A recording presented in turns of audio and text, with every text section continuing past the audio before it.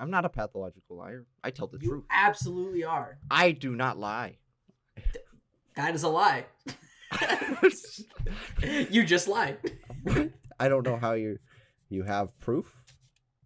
You don't have. Let's see. Cancel. Canceling you on Stack Twitter.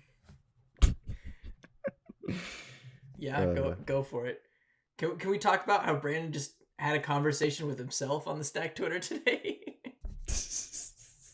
You're like, OMG, wow, what a surprise. Motherfucker, you tweeted that. I know. I'm. Yeah, oh God. I remember like I woke up, I opened Twitter, and I was like, this is. I looked at the tweet, I was like, this is 100% Brandon. It's funny. So why is Brandon responding to himself? Master. Aren't you a comedy master? Just you're a master comedy manipulator. That's what you are. Yeah, that's for sure. You are truly not like most girls. That is absolutely true. And speaking of not like most girls, welcome back to the podcast that's not like most girls, Stacked. Welcome back, everyone, to Stacked episode 41. A very special episode. We're gonna go a bit geekier than ever, because guess what? We've talked about comic book movies in the past, but now we're gonna get into the specifics here. We're gonna talk about the best DC movies, and for that, we're bringing in a guest. And for that, I couldn't have thought of a better person, the master of DC knowledge, the person who knows DC better than anyone else I know, Nat Pendergraft.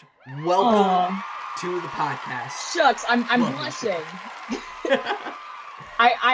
I'm so stoked. I'm ready to talk about DC films. I have a lot of opinions. Lots of opinions. Yes, they sat me down and I witnessed these amazing thought out presentations a couple of weeks ago. Not a couple of weeks ago. Jesus, that was like days ago. I don't know. That What was is last time week. anymore? Yeah. Last week. It was a week ago. Anyways, yeah, Nat is a huge DC fan, and I knew they had to come on to talk the best DC movies. Now, also Brandon and Chris are here. You know them. The boys. You know, How's it going? You know, Whatever. I love you guys.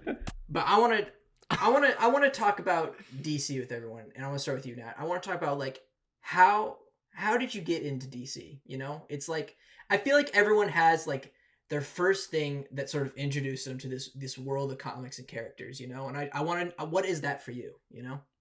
Well, I'm very lucky in the sense that I was born in the year 2000. So I grew up watching the original Teen Titans animated show. And now I have many opinions on that show now as an adult who has read comic books. But as a kid, that was like the best thing ever, you know? It was funny and I loved the characters and there were cool female characters, which me as an AFAB person was like, finally. And it was children's media, so I was allowed to watch it. And that just happened to be my thing. And then I think summer before college, I was like, they just put it on whatever streaming service I had. I'm going to rewatch it. And then I was like, oh no, now I want to read the comics. And here I am. There you go. Chris. Yeah. I think, I know you're a big Batman guy, big Joker guy. So I want to ask you like, okay, can you not call me Joker guy? Okay. I know. The Joker, baby. Okay, Chris, your favorite movie is The Dark Knight. I know you love the comic, The Killing Joke. So I want to ask you, like, what got you into DC? Yeah, I'm kind of in a similar boat to Nat in like the sense like, you know, as a kid I grew up watching a lot of these like TV shows like you know, similarly like Teen Titans and all that, and obviously Ethan and I Nat, I'm not sure if you had I know Brandon didn't, but we grew up watching the Justice League animated show on I Cartoon didn't Network. watch it when I was younger. So I have since grown up and watched it, but I didn't watch it like as it was coming out when I was a kid. Okay. But yeah, I remember like watching those and just being like, you know, I just fell in love with the characters. I thought they were so much fun. And like, you know, as a kid, obviously, you know, seeing these awesome superheroes, like, you know, saving the day and everything was always the most inspiring thing. So it's all I ever wanted to watch. And, you know, as I grew up, I started to like kind of like dive into it a bit more and maybe read a couple of more comic books and dove into like the more like, maybe even like more the mature elements of the comic books and even some of the movies as time went on, and we started to get more of a serious quote unquote take on the characters and stuff. So I mean, yeah, like Ethan, like you said, my favorite movie of all time is The Dark Knight. which Nat, I'm praying that you love. We'll I don't know if that's gonna come up later, but we we'll might see. get into some discourse, but I have that's some also a opinions. reason why I brought Nat on the show, because I know they have thoughts about Nolan. Yeah. and I truly Nolan do. Batman. And Brandon, how about you? What kind of brought you into the DC world? Because I know you're a Marvel guy, but what's your More of a DC Marvel thing? guy. I was more of a Marvel kid growing up. I was specifically invested in the comic books, and then the movies started coming out. I was a big Captain America guy. Mhm. And I remember around that time when I was getting into the comic books and not the movies at first, I was like, what else is there out there? And I found DC comics at my local comic shop, Samurai Comics by Bookman's. I don't know if it still exists anymore, but it was nice, and I went there R.I.P. and Maybe question mark. It might still be around, and in that case, sorry. But I looked for comics from DC, and the only hero from DC that I ever connected to was Superman. I read a bunch of the Action Comics. I love the portrayal of like gods in that universe. But yeah, other than that, like I found Animal Man and Aquaman comics and Justice League comics, and I wasn't a fan. I just wasn't when I was a kid. I never saw the DC TV shows like Teen Titans or Justice League. I still haven't. I've only seen the Batman animated like movie Mask of the Phantasm. I mean, I've seen other ones that people have put me onto. But I mean, of all of them, that's a good choice. yeah. Mhm. Mask of the Phantasm, if you had to pick one, is a good call. It was good-ish. Brandon Okay. has reservations about Brandon's that. takes about Kevin Conroy Batman are on the same level as Brandon yours, hates Kevin your Conroy. Nolan. I don't know why.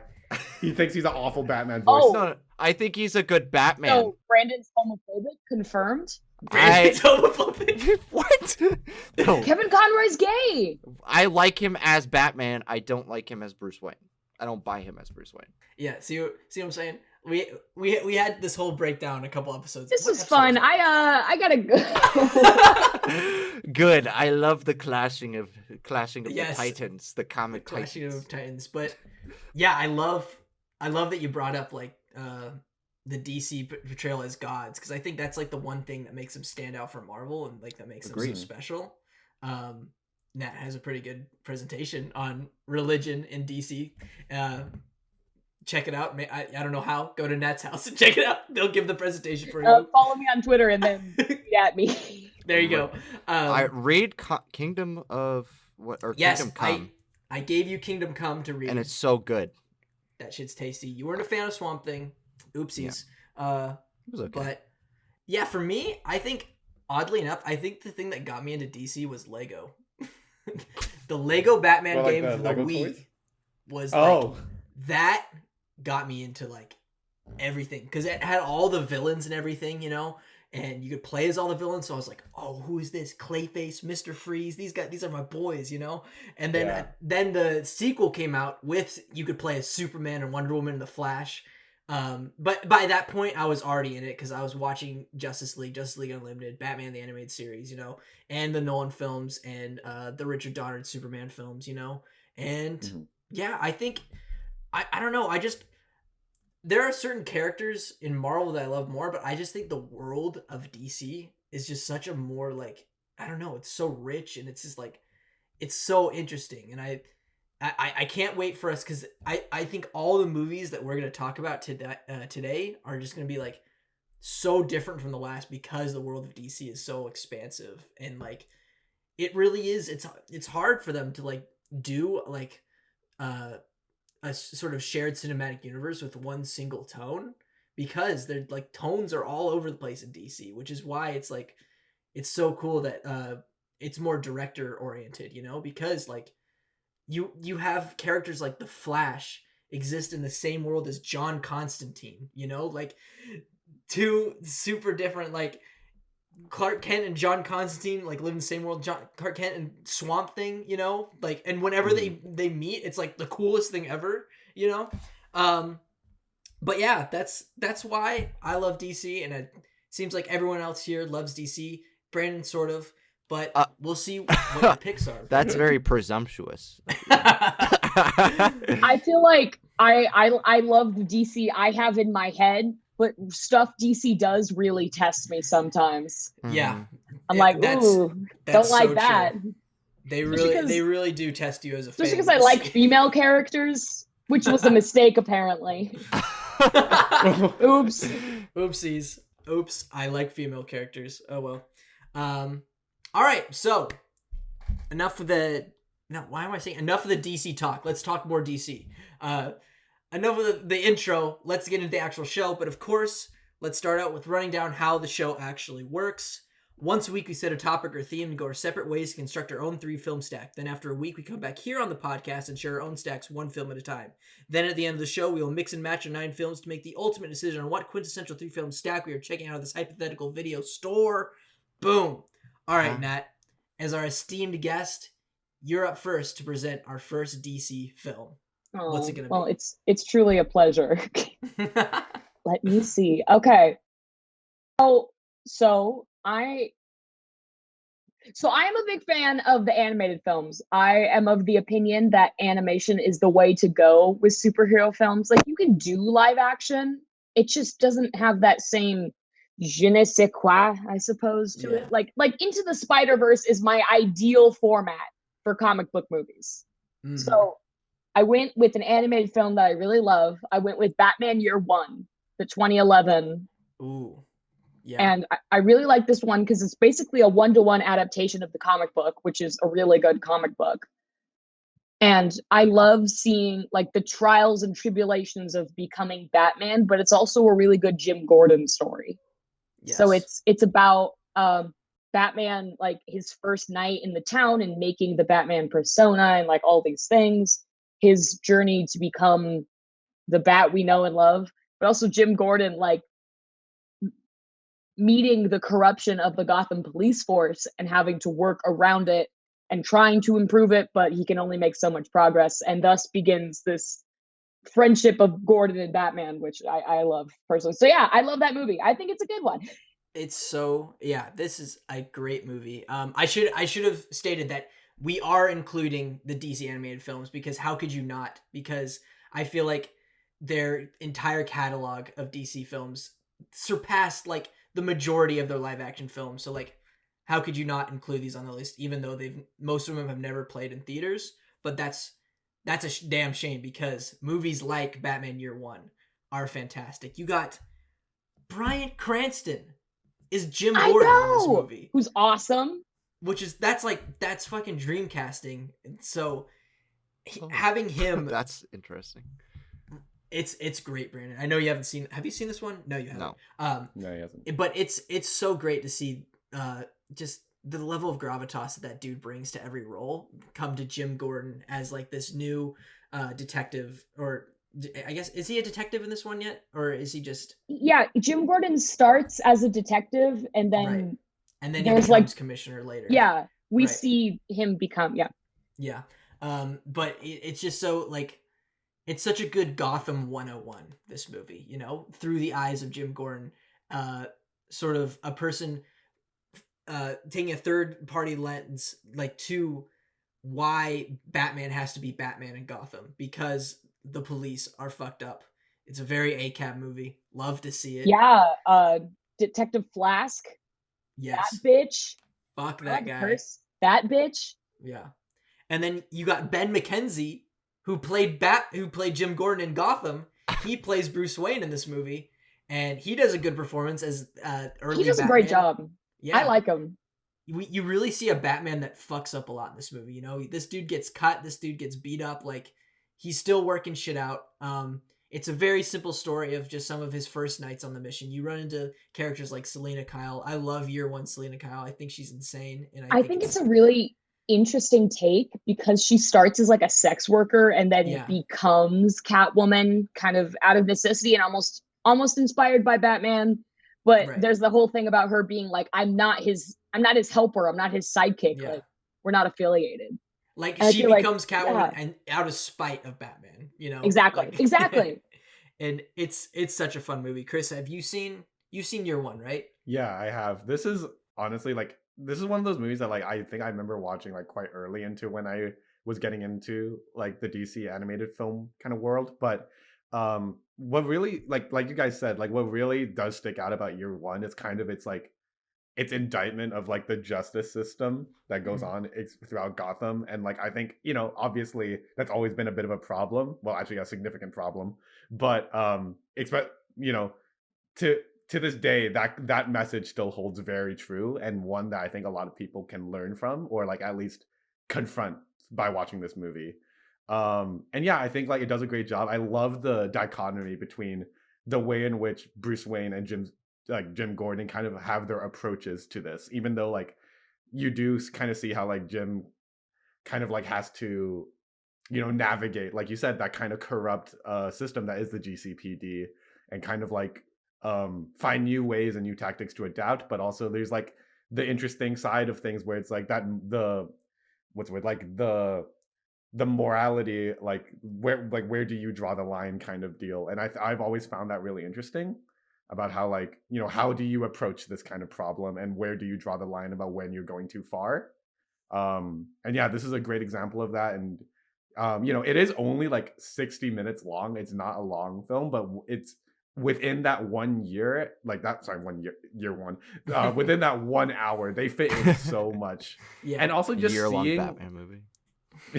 just seeing a youthful bunch of like a youthful Batman and a youthful Gordon like together is really interesting to me, because I feel like a lot of time we're kind of thrown into years after Batman was established. So just kind of seeing them get going, Yeah, and being introduced to this world in the same way that we are is really great. very much like the Ben Affleck is like the jaded, rugged, doing this for 20 years Batman, as opposed to Batman Year One, literally Mhm. starting out in the big city.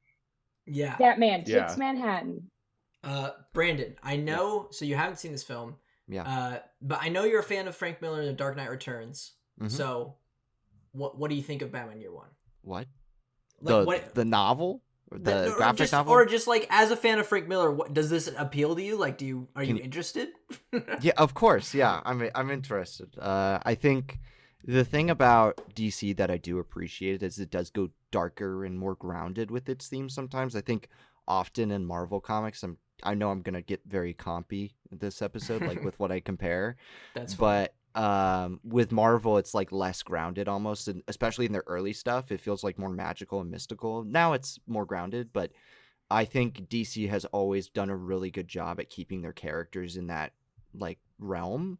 And even in something like a Frank Miller graphic novel, it's like you can totally see like the realism behind living in Gotham and that corruption with the police force. That's seen throughout all of Batman's stuff, not just probably Year One. Or at least it should be. Right, exactly. Because it's like it is with every big police department, especially in big cities, it's like that. So it's kind of terrific. Yeah, I would be interested in looking it up. Probably mostly because of Ben McKenzie as Batman. That might be He's interesting. awesome. That's Yeah. He's great. I watched the first season of Gotham, and that would be a really interesting thing to see, like How the swap. he plays those two characters. Yeah, but I'm sure he was much younger when he did the Year One, right? Oh yeah. Yeah, this was 2011. Also, Batman's like a masochist. He likes the pain, guys. I'm telling you.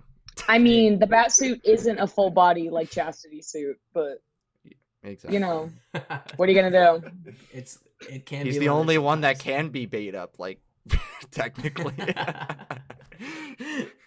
All right, Brandon. Well, Every team needs let's a have bottom. you go into your first DC film. shall we?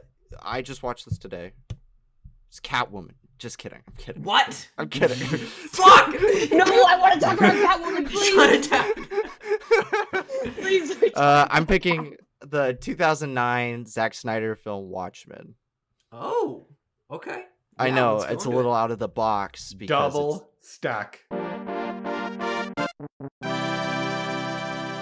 That's a Double stack? Brandon. That's a double stack for me.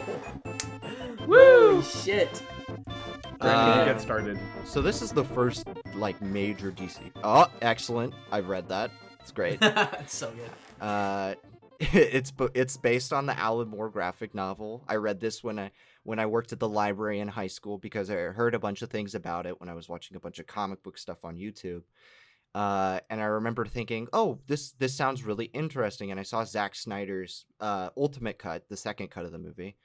And I remember like adoring it. Like this picture is this motion picture is great at kind of tackling the political repercussions of being a superhero and kind of that more realist perspective, but in an alternate history. The USSR is still continuing on after this like supposed collapse, or not supposed collapse, it collapsed, but in modern history it is like this is what would have happened if through the 1980s the Soviet Union became more powerful and the superpowers became more emboldened to fight one another.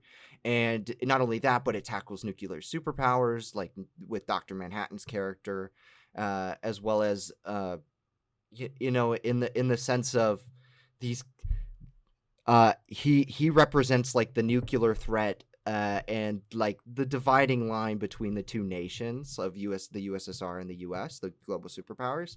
So it's kind of a proxy for the Cold War, and I really love that. I'm a very political person. I'm a political science minor, so when I saw this movie, I really dug how it treated stuff. And like all DC, or most DC, it's fairly grounded in the way it tackles stuff. It really is like terrific. Chris, you double stacked with me. What do you have to say? Yeah. Oh my gosh. This is a movie that I think as time has gone on has grown a lot on me. This was definitely my first exposure to Zack Snyder as a director. And say what you will about his style and like kind of maybe being a bit out there and maybe being a bit, shall I say, like, a little much for some people, which I can see. But one thing I really appreciate about his filmmaking is that he's very honest about what he likes and what he does, and he owns it really well. I really this is a really dumb story. I don't think I've ever told you guys this, but I remember when right before I watched this movie for the first time, way back in 2009, which my parents, they let me watch it for some reason. I don't know, like that kind of stuff. Censorship wasn't really a big thing in my household for whatever reason. Anyway, so I remember like the reason I decided to watch it was because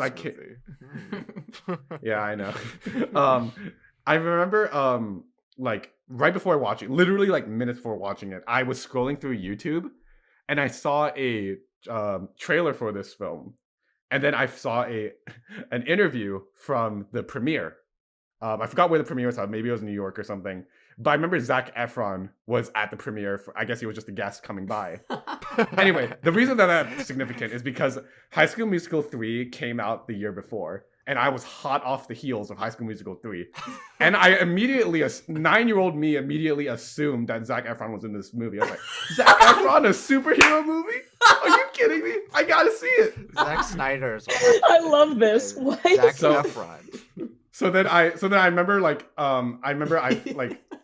I'll admit I was a dumb kid, so I pirated the film and I went for it, and it wasn't what I thought it would be. But what I was treated to was a very, very mature take on this kind of world that Zack Snyder creates, the kind of like weird, like post-apocalyptic 1985 kind of like, nuclear like world that he does is so great. I fell in love with the characters. I thought they were all such like very like out there and colorful, but very like still like kind of grounded in this almost like gothic kind of world that Snyder creates. Easily my favorite character is Rorschach. I think the way he kind of goes about his crime fighting is obviously incredibly brutal and very, very morally questionable, but I think the way he articulates the reason for it is really captivating to me. And his kind of like unhinged but complete adamancy about the way he sees justice and the eye for an eye kind of more like mentality, I think is articulated beautifully. I've always thought that Jackie Earle Haley is a very underrated actor. I honestly think they should give him some more work. I think he could do some great stuff. Patrick Wilson's awesome. As always. Jeffrey Dean Morgan, great. I mean, I love a lot of what I see in this film. And yeah, it is very much out there, but I love it. I love it, especially nowadays where I'm kind of like starting to embrace that kind of darker, edgier side of DC. But also, still loving that kind of fun side of DC as well. But I don't know. What do you think, Nat? I have not seen this movie actually. Oh, I've okay. begun reading the comic, and I'm familiar with Zack Snyder's work.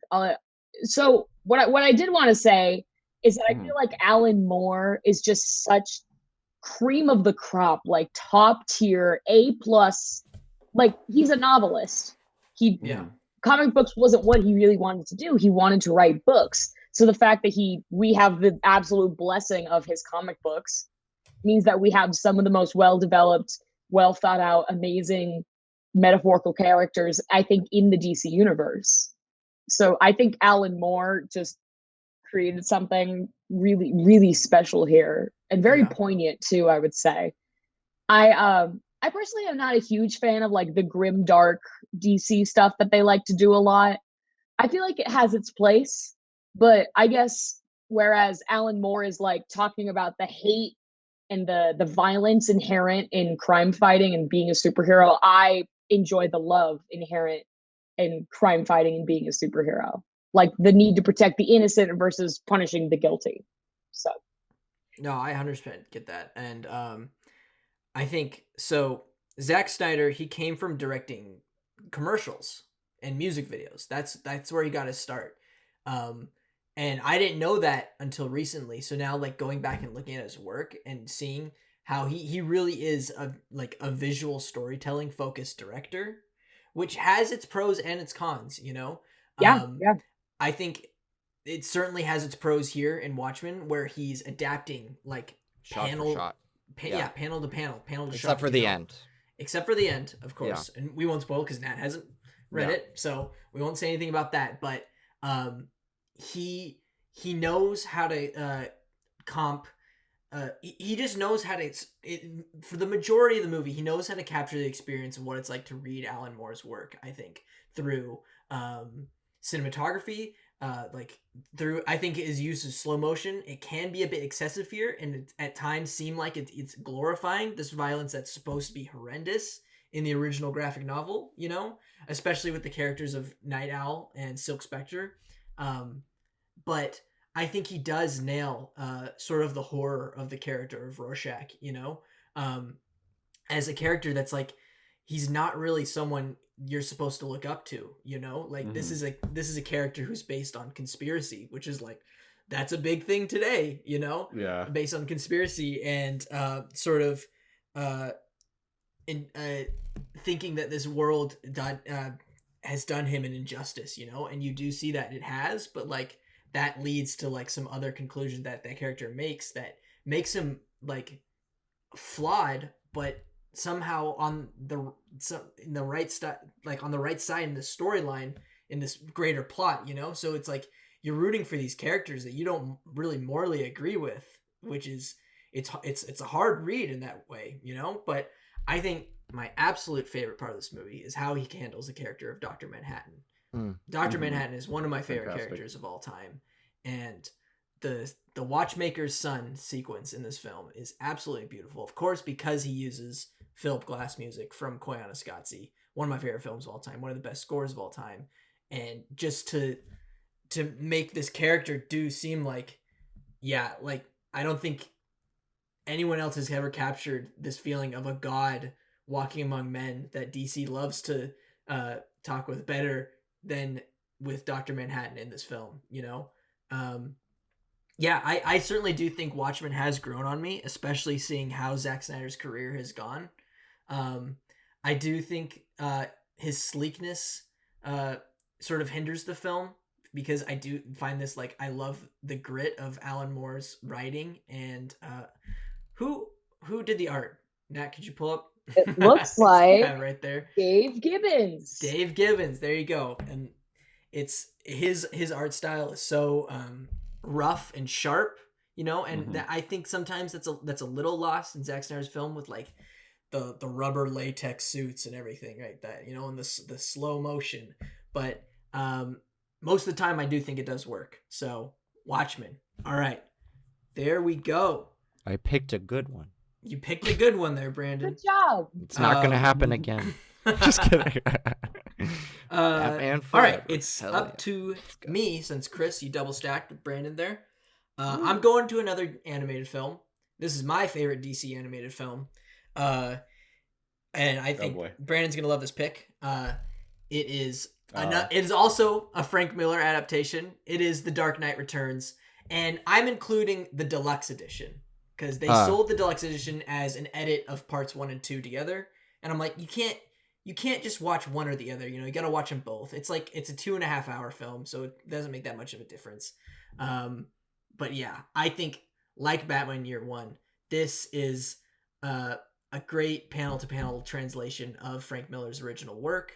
I think this movie does the best at sort of exploring the psyche of Batman. And I think it's interesting to comp this with Year One because you sort of see like the craziness of the character exposed in his early days, and this one goes full out on that Batman is kind of a fucking psycho sometimes, and Sometimes. sometimes okay, all the times, but A lot. this but in this film here, he does walk that fine line of sort of what Zack Snyder tried to do with Ben Affleck's Batman, of being this character who's completely gone off the rails, but also sort of maintaining that mythology of the Batman character, that inspiring mythology that everyone looks up to. Because I love, one of my favorite sequences in the film is the night when Bruce Wayne finally puts the suit back on and goes out, and you have like the old cop and the young cop being like, we don't need to worry about this. The bat is back, and stuff like that. And the score is so good. The performance by Peter Weller, RoboCop plays Batman in this movie. Like, what the hell? And He's just Does a he cop shoot kind another of guy guy. in the dick? oh, I mean, there's the believe me, I'll kill her. I believe you. There's that scene right there. That felt kind of RoboCop to me. So that works there. And just the stuff with Batman versus Superman at the end, like it's such a great climax. And you get the stuff with Carrie Kelly, one of the best Robins. She's so fucking good. And the mutants, I love the battle with the mutant leader. Like this is the surgery room and I'm the surgeon in the mud pit, so cool. Yeah, this is my all-time favorite Batman comic, because it's able to balance this iconography of the character while also doing this really introspective exploration of like his psychology. And it's a great film. Nat, what do you think about Dark Knight Returns? So unfortunately, I've not seen this one. What? I'm a fake fan, I know. But what I will say is that without Frank Miller, we wouldn't have gotten the Nolan Batman films. Like that is how we get to that point, We start with Frank Miller writing Dark Knight Returns, and then that image of like gritty, dark Batman who blurs the line of morality sometimes. That whole thing gets us to what Nolan will eventually turn into his films. Yeah, this is the one that like changed Batman. This was Batman before this. He was wearing the light blue, and he was still kicking it with Robin and stuff like that. But once this comic came out, like this shook off the Adam West yeah image of Batman. This was just so radically different. I don't think we would have gotten Tim Burton either. I don't think we would have gotten those Batman movies. And I don't think the character would have been anything close to what we see him today without this comic. And this film is like Batman Year One is a pretty perfect translation. So now that I know you haven't seen it, I think I know what we're gonna marathon next. I think I know what I'm gonna come over for next time. So, Brandon, is the doorbell ringing? Are you here? I'm already there. What? This is a green screen. I'm actually on your front porch right now. Amazing. I'm knocking. Let me the fuck in. Let me in, dude. Brandon, I know you watched this film, and I know I was so surprised about how you felt about it. So I didn't. I remember seeing the review. I didn't think he'd like. I knew he'd like it. I didn't think he would like it, fall in love with it the way he did. Part two.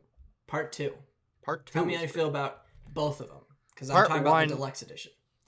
I have issues. I'm not. I have issues. I have issues. Oh, we know. I'm not a big fan of the Robin portrayal in this movie. I mean, she's kind of naive. And I guess like that's the point of the character, but like Ariel Winter in that role, I'm like, The voice acting isn't the greatest. I'll give you yeah. that. For her though. It kind of distracted me from the overall like darkness and like of him coming back to this world and Underbelly and deciding that. But like the mutant plot is excellent. Everything with Batman and Superman is terrific. It's kind of and I'm not saying it wasn't entirely like this, but I kind of wish Batman versus Superman was more like that. I'm saying I dislike Batman versus Superman. I don't like the second half of that movie, but it's a very great movie. Like, it's very character driven. The voice acting of everybody but Ariel Winter is really on point. The villains in it are terrific, and it is grounded, but it feels dystopian and an evolution of his character. I think I've read the graphic novel as well. I think both are terrific. Yeah, I was shocked too that I liked it as much as I did, considering I'm not really that big of a Batman fan. Well, Chris, what do you think about Dark Knight Returns? Yeah. Okay, so this might sound like a really weird comparison, but I think my impression of Dark Knight Returns in both its comic book form and its film form reminds me a lot of Batman Hush if it were done better. Okay, yeah. I don't get like it. in the sense of like there's a lot of shit going on in those movies and those comic books. Like there's so many villains, so much going on, and so many character arcs going on. But I think what The Dark Knight Returns does really well is that it's able to kind of condense it without like stripping away what makes it so powerful. Yeah. But and keep it clean, but not like overly complicated that I'm gonna be lost. Like throughout that entire film and the entire comic book, I'm completely buying everything I see. Obviously, like a lot of what goes on is just so like it's just so like incredibly like veteran Batman, I suppose. Like it kind of has that very mature kind of like what Nat said, like Ben Affleck kind of like guy's been in this game for like 30 going on like 40 years. 50, yeah. 60, 70 years? Yeah. 800 years? I don't know. What? He's the doctor from Doctor Who. No, but that's a good point, Chris, where it's like, it truly is the celebration of the world of Batman, but it's a lot more condensed and focused, where in Hush you do, and hopefully we do not talk about the animated film Batman Hush on this podcast, because that was kind of a train wreck. Yeah, not a fan. you get like the best of the relationships throughout Batman's life in this film. You get his relationship with Commissioner Gordon. You get his relationship with the Joker. You get with Superman. You get with Alfred. Alfred. You get one with A. Robin. You get one with Harvey Dent for a second there. You get one with Catwoman for a second. You know, and it all works and it fits perfectly. You know, and yeah, I fucking love this movie, man. It's so good. All right, Nat, take us in your second pick. Ooh. All right, so number 2, I have yet another animated film, and I don't know, Ethan has probably ventured into this because just of the universe, but it's Teen Titans Judas Contract. So it's the 2017 animated film of Teen Titans Judas Contract. And I'm going to be straight up here. I'm incredibly biased as to why I really like this film. I think this is one of the best, if not the best, portrayals of Starfire I have seen in animation.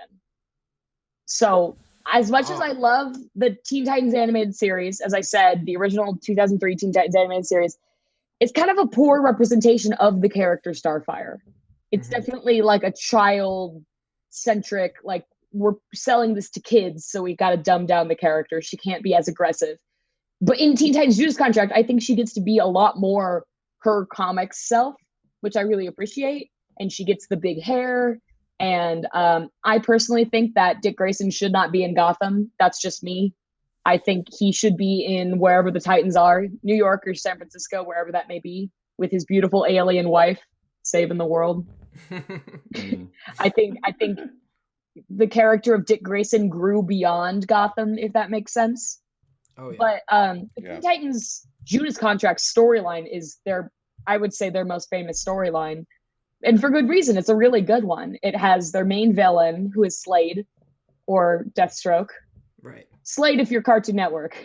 But Deathstroke, who is like I would argue their biggest villain, like their most iconic villain. Absolutely, yeah. Yeah. Definitely. And it shows the relationships between the characters, and we see a lot of Tara's story. So we see a lot of like the abuse that she suffered when she was younger, and like how she was treated by her parents and her community, and what led her down this path. But then we also see like the opening sequence, which is I would say like the epilogue. No, epilogue. What's the opposite of epilogue? Prologue? Prologue. Yeah. Prologue. I know words. So the prologue is essentially Starfire coming to Earth. And I really love the way they showed it because, well, one, I'm a sucker for love at first sight. And the cut where Robin is first looking up at Starfire and he's just like, what? So that always gets me, I'll be honest. But I also love it shows the team dynamic, and it also shows kind of more the older team, like if that makes sense. Like we got Speedy and Kid Flash and Bumblebee and all that, and then in the actual film we get kind of like the newer Titans. Right. Like we get Jaime, Blue Beetle, Love and younger Raven. For whatever reason they did her younger, but hey, you know. So I really like this film. I'm not sure how popular it is, I suppose, amongst the peanut gallery here, but I would recommend it if you have not seen it. It is very good. I have seen it, and I completely agree with everything you said about Dick Grayson and Starfire, especially after your amazing presentation that you gave to me on the character of Starfire, because I know nothing about her. My only experience with her is these animated films and the few episodes of the Teen Titans animated show I've seen. But she does take such a great role in this film as like really forming into a leader and like becoming a mentor to these newer Titans, you know? There's a really great scene where she and Dick are moving into an apartment in the city together because he like asked her to move in with him. It's very cute. But she's talking and she's like, basically like, I don't think I'm a good enough leader. Like the kids want to look to you to be the leader. And he has to like turn to her and be like, you are an amazing leader and you are capable. And I'm sorry if I overstepped. And I'm always a sucker for like healthy couple relationships. So I just think that moment is beautiful. Yeah. Everything about those two are great. Everything about Deathstroke and Tetra with Beast Boy, I think is great. You know, it does. I think one of the best things that I've heard from the Teen Titans animated show is the relationship between Beast Boy and Tetra. I think Terra, sorry. Tetra, like, that's Legend of Zelda. Person? Tetra is Legend of Zelda. They look similar. They're both Terra, like blonde Earth. Girls. All right. Welcome to Earth. Welcome to Earth. No, but Terra, yes, because she has Earth powers. Stupid. Anyways, her and Beast Boy, it's a very dramatic relationship. Not dramatic. What am I looking for? Interesting. Interesting, but dynamic. The one thing that brings down this whole film for me is Damian Wayne. I love Damian Wayne in the comics, but this DC he's a little shithead in the animated films. I love it. Ethan hates shithead Damian. He's a little bastard. Damian. I hate Stuart Allen's fucking vocal cords. It is just like nails on a chalkboard. His voice is Damian Wayne, and I finished all the majority of the DC animated universe films, and I'm so shocked. Why is he like he's like the weird temple to this whole franchise? I just don't understand because he annoys the living fuck out of me, and I don't like his relationship with Raven at all. Like, they keep fully against that. Just because they're kind of brooding characters, you know. They're like, oh, well, they have to have some love interest. Like, no, they're children. Yeah, no, they're kids. Just stop. They are babies. Stop it. They are actual babies, and I don't know, just including him. I love that they include Jaime Reyes because I love that Blue Beetle. I love Jaime. He gets a storyline too, which I appreciate. Like his relationship with his family. Yes.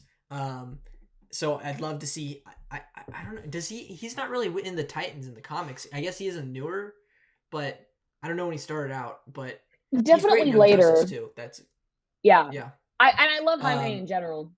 So he's so biased. Cool. Best Blue Beetle. But yeah, I don't know. Just Damian. he's a wet towel for me in these movies, and he always brings it down. I see him purely as comic relief in my mind. Yeah. I'm gonna be honest, I wasn't even thinking about him when I brought it up. Oh yeah.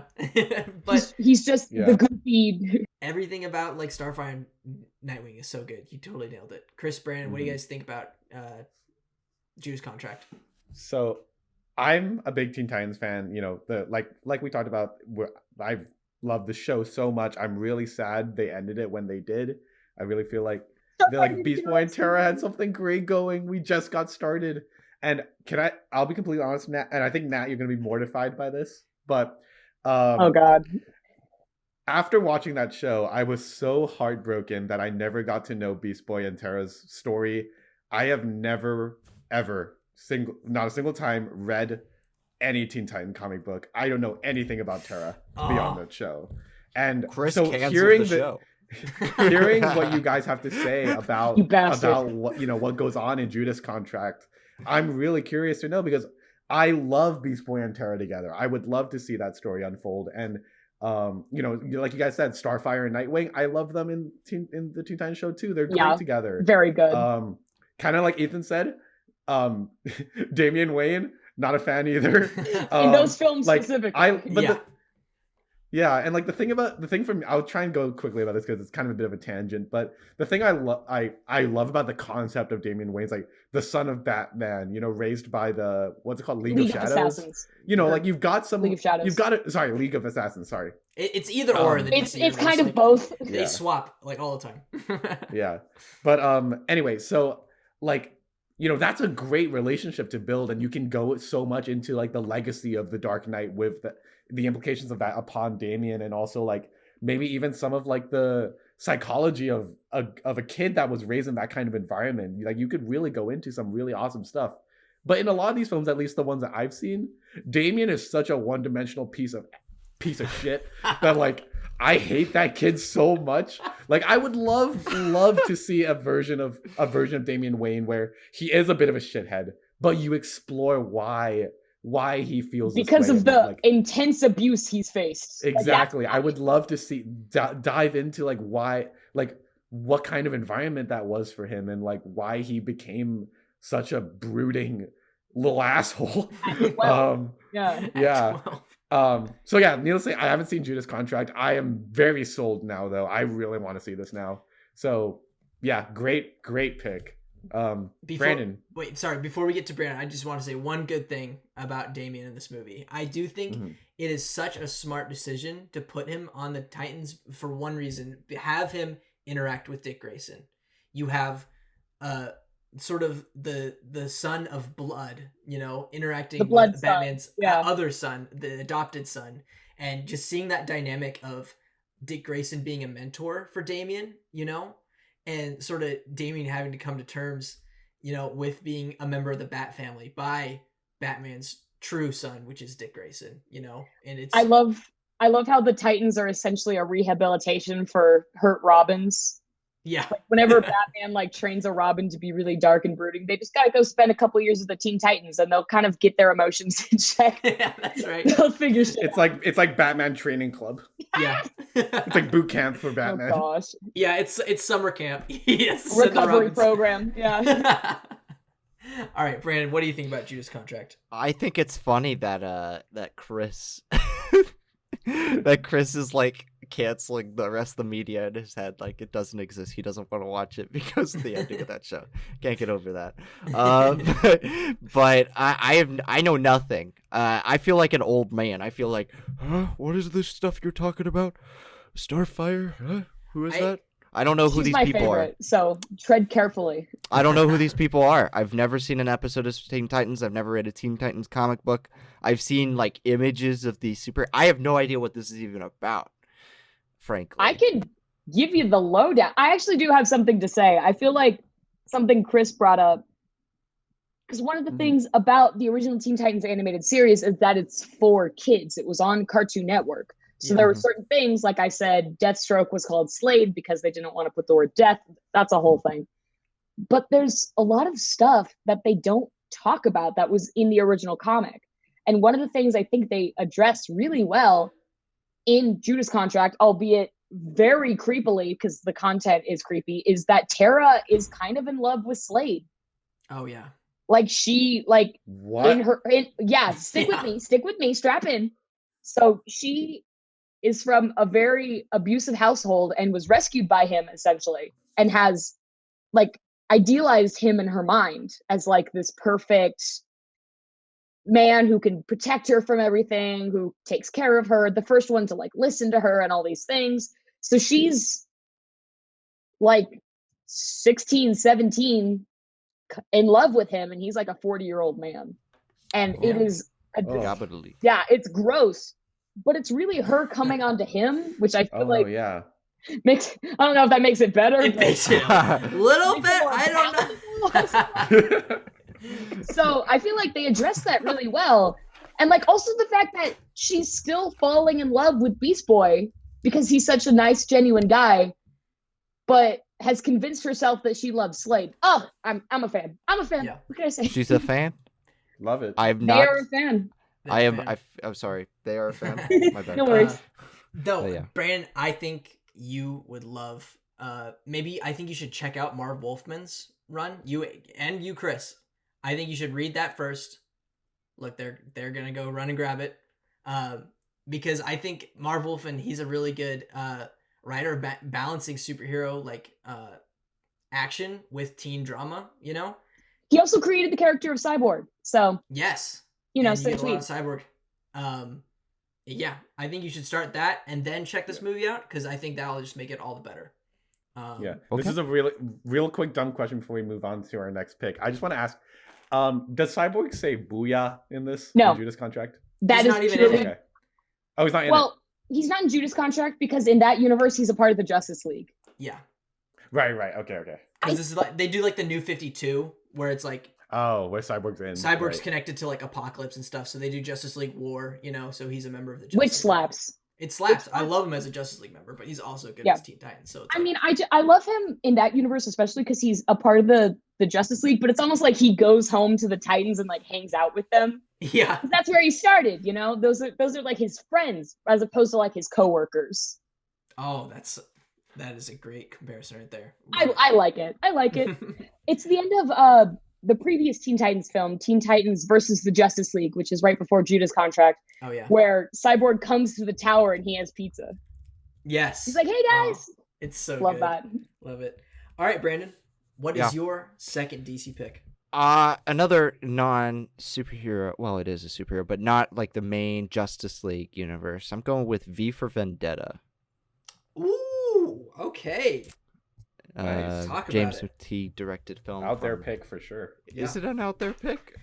Well, mean, I just think like, it's an it's outlier. not- because I don't think most It's not. people know. It's like not that what it's most people DC. think of when they think. Oh, DC. Yeah, okay. yeah. It's not a clear association. Okay, well, it's not a superhero movie or anything really. It's another political movie in conjunction with something like Watchmen. I feel like you could watch these films back to back and get similar themes out of them.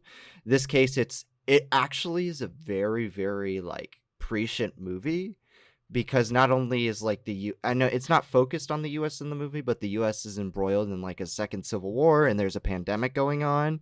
But there's also this rise of alt-right ideas across the globe, not just the U.S., but you've got that in Europe and especially in UK.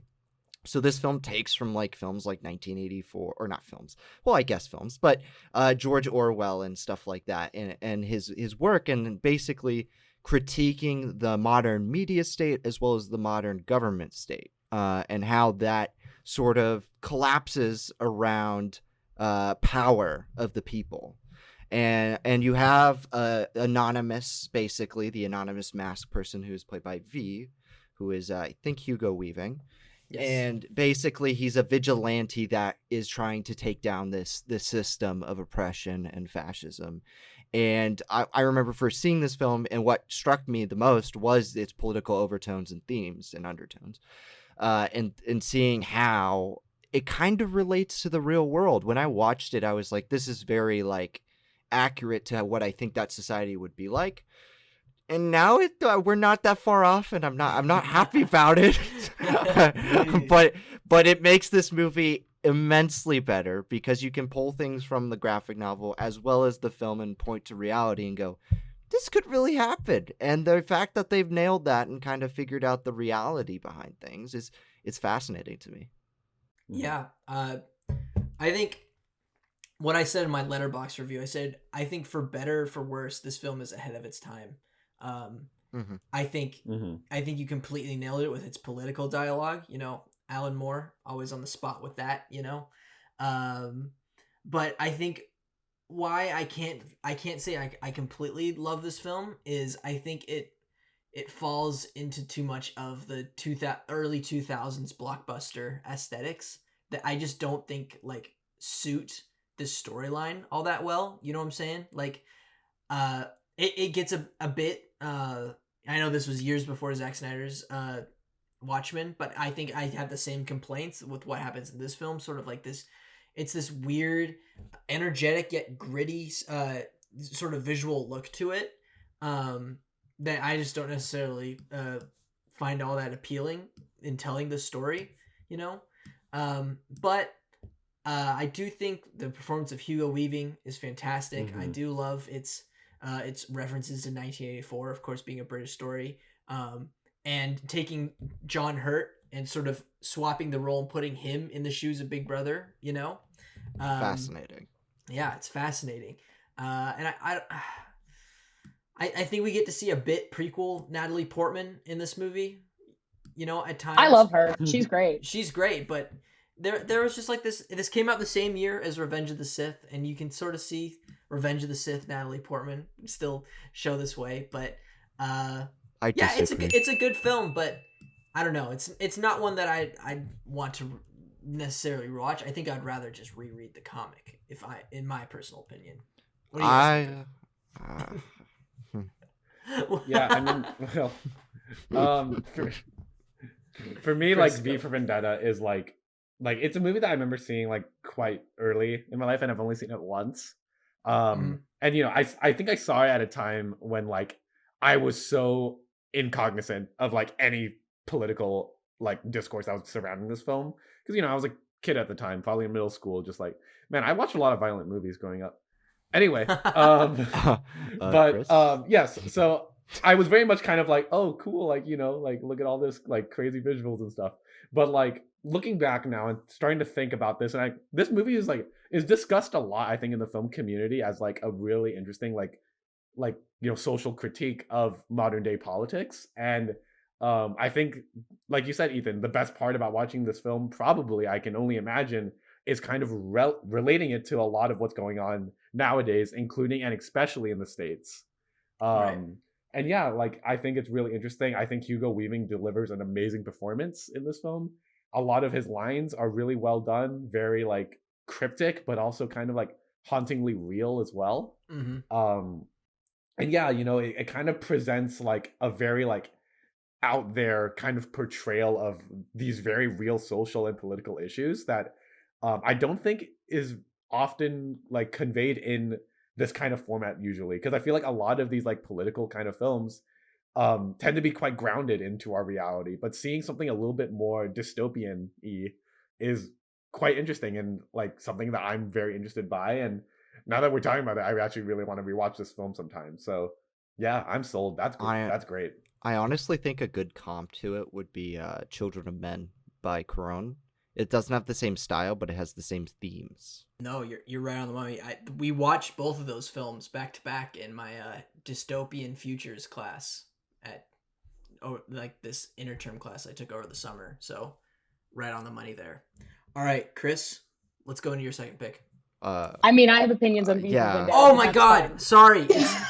Okay, I don't have a fan on in my room, so I still have to go. Hot. You're gonna. Nat, I apologize. Please kill talk him. about Nat, kill him. Please kill me. Specifically just for you, just because you requested it. Okay. I mean, it's been a lifetime, it feels, since I've watched this film. I've seen it a while ago, and it was like someone showed it to me, and I like wasn't really into it. You know, do you know what I mean? Whereas like your friend, they're like, you gotta watch this movie, and I watched it, and I was like, all right. I think I was too young to like really like begin to psychoanalyze it, but I'm gonna rub my gay little hands all over this. It's a film written and directed by two trans women, and the original graphic novel is often interpreted as V being a trans man, which I personally love. And there's not as much of that in the film, to my understanding, as there is in the graphic novel, which I admittedly have not read. But I've read people's analyses of it, if that counts. But Well, like, I gotta dive into those analysis. Yeah. I haven't heard that at all. I know there are gay characters in the film. Yeah. but that's Stephen the Fry, first- right? Yeah. I mean, V is referred to with male pronouns and has a male physique and like, but keeps his face covered and all these things. And also, I'm reading this interpretation. Alan Moore says that all the clues to V's identity in the graphic novel are all there, meaning like you can figure out who this person is, which means it might be a named character, meaning that the only person matching would be Valerie, which is also V, Ooh. and a woman whose journals V gives to our Natalie Portman gal here. So like, Oh shit. right? And one more fun point. Yeah. The experiments that Lark Hill was doing on V was hormone research. In the graphic novel, they talk about it. They do hormone therapy on him. Yeah, that's not Like- in the movie. That okay. That Not is very fucking subtle either, but you know. hell Can I- yeah. Can That's I me. say that I think though V and a bunch of the film revolves around this condition of anonymity, it is still a film about identity, even if it doesn't unfortunately tackle very important LGBT issues that it might in the comic book. Well, Although yeah, written and directed by two trans women, I think that gives it a pretty good leg up. There you Yeah, implication being. there you go. All right, now, Chris, let's go in your Yeah. second pick. Cool. Yeah. So my, You know what? I'm gonna go back to the animated film world real quick. All right. We mentioned this movie briefly, and like it's kind of like the golden child of the Batman animated universe. Oh yeah. Yeah, I'm just gonna go for it. It's Batman: Mask of the Phantasm. There we go. Come on. This movie Come slaps. on. Yeah. Yeah. Wow. I think this is kind of the embodiment of, to me at least, of Batman. Like, who is Batman as a character? I think this holds him very closely to the way I see him. And yeah, so Batman Mask of Phantasm, it's a great Batman adventure. Really, it has everything you'd ever want. These like dark tones, but also like these very like, kind of like fun Batman like stories. And like one thing that I really love about this film is the world that it builds.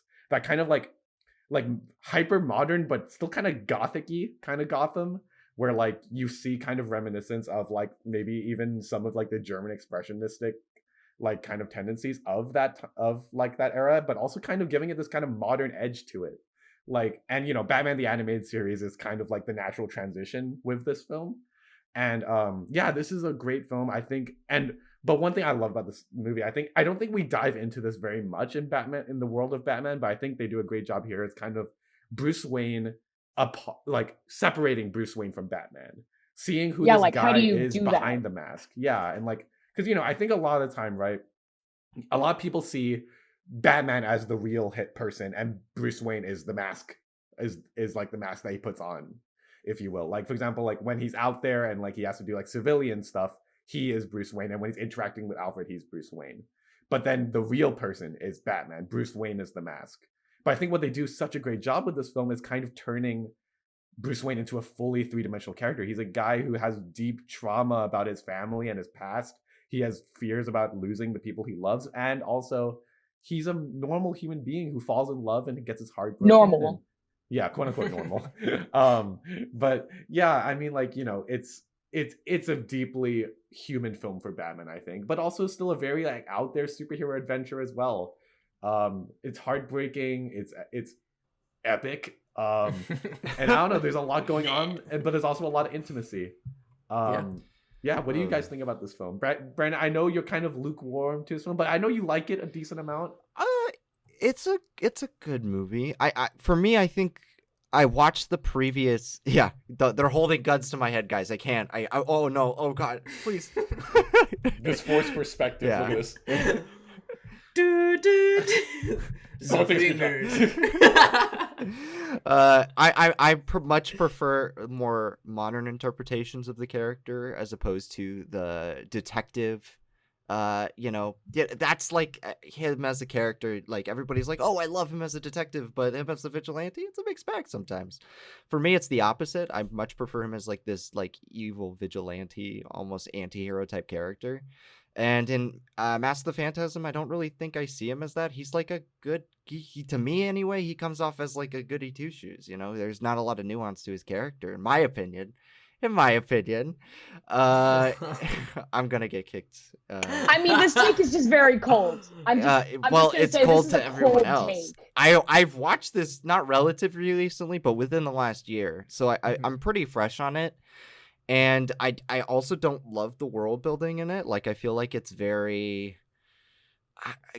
I know it's animated, but it is very cartoony to the point where it's like kind of laughable to me. And the Joker's fine. Mark Hamill voices him in this, right? Yeah. He's pretty good in this. Best of the best. I do like Kevin Conroy as Batman. But as Bruce Wayne, I'm not a big fan. I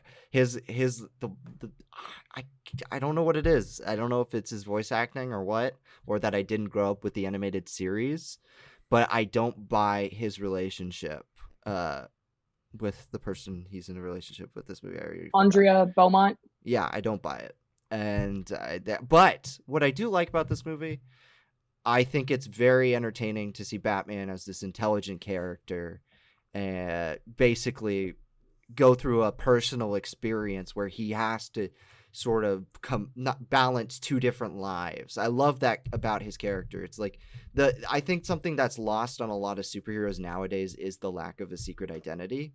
I think that does afford a lot of people like a different direction to go down with certain characters. Mm-hmm. But with Batman, there's always a sense of like his secret identity is very important to him being able to be both. And when he loses that, he's nothing. So yeah, that's how I feel about it. Very complicated take. Very complicated take. I'm also very chilly. Dare I say? Anyone getting a sense that it's a little cold or a little? Does Mr. Freeze come on the podcast? I don't know. Mr. Freeze. I still need you.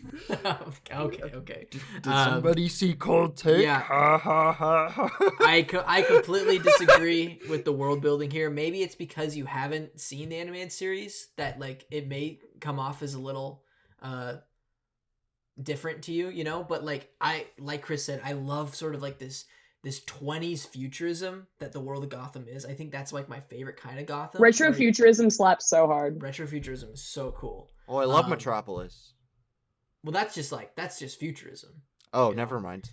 That's like because Metropolis is the city of the man of tomorrow, so it has to be like this futurism where Batman, it's like it's false promises, it's this old world giving false promises to this kind of future that never really succeeds. And you see that in sort of like the climax sequence where it's like at like this what is it? It's like the World Fair. The World Fair, yeah. The decrepit World Fair, yeah. Which I think that's such a cool place to have a set piece, and I kind of thought it was lame. Of course you did, yeah. But I'm so shocked because I think this is one of the best Bruce Wayne movies there is, because it's about his trauma and sort of the dichotomy between that and the Phantasm. These two characters who share a similar trauma and how they split apart, and I get why you like Batman as more of an unhinged like vigilante character, but this is what goes into like the heart and soul of Batman as Bruce Wayne, and why it's inspiring. This is one of the most inspiring Batman movies, I think, because you really get to understand his trauma and why he puts on the mask of Bruce Wayne to hide like this entity that is Batman.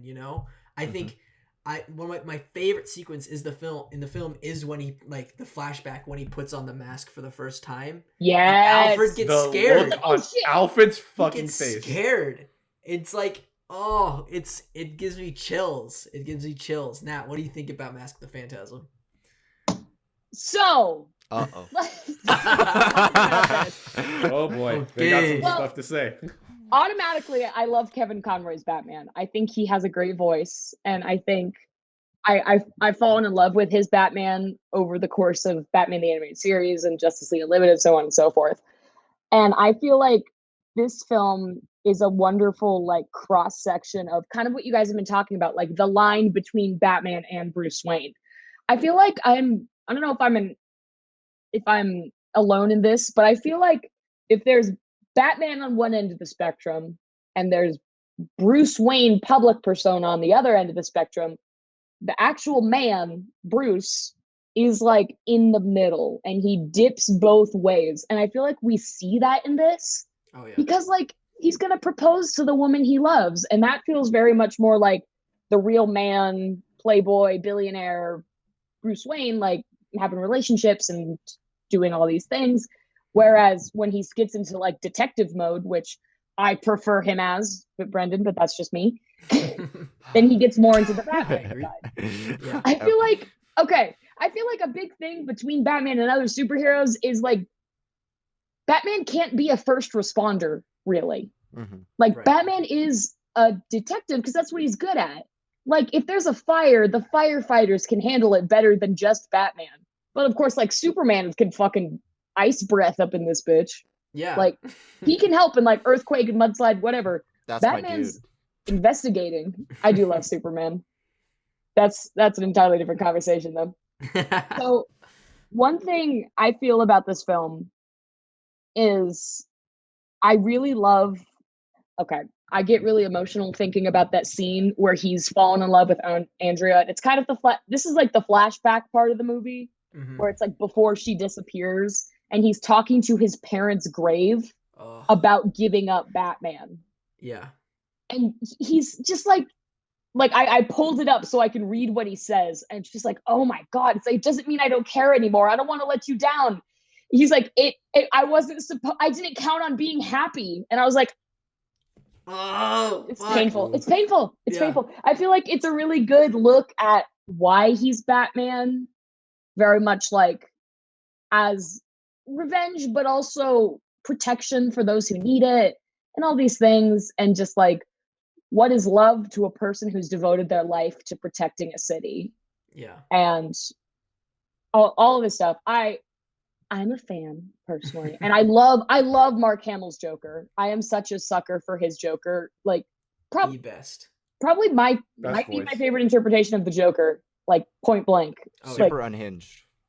I mean, like unhinged, but in like a comedic, smart way. Does that make sense? Yeah. Yeah, he's- yeah. Yeah. Like, I always say this about the Joker. Like, I get like the creepiness factor that you got to have with the character, but it's the Joker. You got to have him be funny. You know, you got to have the camp there. And I think Mark Yeah. Hamill's Joker is the perfect balance between Yeah. that sort of Mhm. creepiness and Definitely. that scariness with like the Cesar Romero, like super zany, campy Joker. And I just Or Yeah.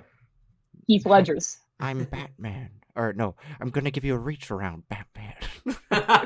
Oh, Wait, right. did you say I'm Batman in the I'm- Joker voice? Are we not going to discuss this? Hold on. Hey, Batman. I'm Batman. I'm You Batman. think you're a Batman?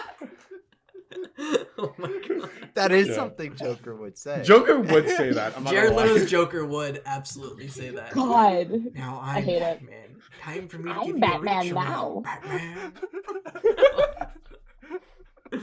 Oh my god. What is Alright. the just real quick question? What is your guys' favorite Mark Hamill Joker joke? I don't have one because Mark my Hamill Joker extent is the 'Cause fan. Like, what he Brandon, does- there's one I think you would love. What is it? There's this one I don't either. Maybe you'll remember. It was in one of the movies. I think. A tax collector comes to Joker's lair, Yeah, I do love IRS jokes. I was Yeah, just about and to say then- that one. and then he's like, he's like, oh, I need you to pay this amount. Has him like a piece of paper with like basically an invoice. Yeah. And then Joker freaks out, runs over and starts handing him piles of money. It's like, I'm crazy enough to take on the bats, but the IRS, no, thank you. That is Okay. pretty good. I gotta say, I think, okay, if I'm remembering correctly, it's from the episode that in the Batman the Animated Series. It's called The Favor. It's something like that. It's where the guy cuts him off in traffic, and so the Joker tracks him down. And the guy's like, I'll do anything. And Joker's like, you'll owe me one favor. And the guy's like, okay. And then he cashes that favor in 3 years later. Yeah. It's amazing. Oh. He's like, you've changed your name, but I still got you, and you're gonna do this favor for me. I think that's one of the best Joker episodes. Yeah. Okay, great, All right. great pick. All right. Okay, are you ready for this? For my second pick, No. Brandon. I'm personally asking you, Brandon. Are you ready for this? They tried to get rid of me. Because you know From what ocean to we're about to get ocean. into. Cue They the gonna have to Pitbull. deal with me. I was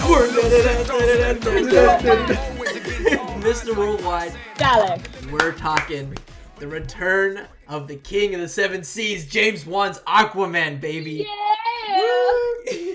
There we Okay. go, Lil Wayne. Lil I Wayne, love back it. me up on this Okay. one. We Yeah. talked about this movie. Brandon came back with alcohol. What? No way! Oh my god. Chill. Put that down. Another bottle? This is a He professional has podcast. 6 bottles? I mean, that's what Jason Momoa would do, and he does it in the Snyder Justice League when he goes to the ocean. Which is a much better movie than Aquaman, in my bro. opinion. No, bro. Listen. I had to choose Aquaman because I'm trying to get like 3 sort of tones to the DC universe in this list, and this I wanted to talk about like sometimes how fucking crazy like the world of DC can get, and I think Aquaman is like the shining example because James Wan pulls no punches. He makes the most Aquaman movie you can ever have. He just casually introduced like the 7 kingdoms of the seas, the brine, the crab people. You get the fish kingdom. You get the lost The kingdom. octopus playing the drums. You get an octopus playing the motherfucking drums. You get the Ocean Master, and he calls himself the Ocean Master, and he doesn't like with complete sincerity. I am the Ocean Master. Come on, it's like it is insane. You have Julie Andrews voicing like a sea Which goddess, slaps. Which a slaps. sea monster goddess. Slaps. It's absolutely slaps.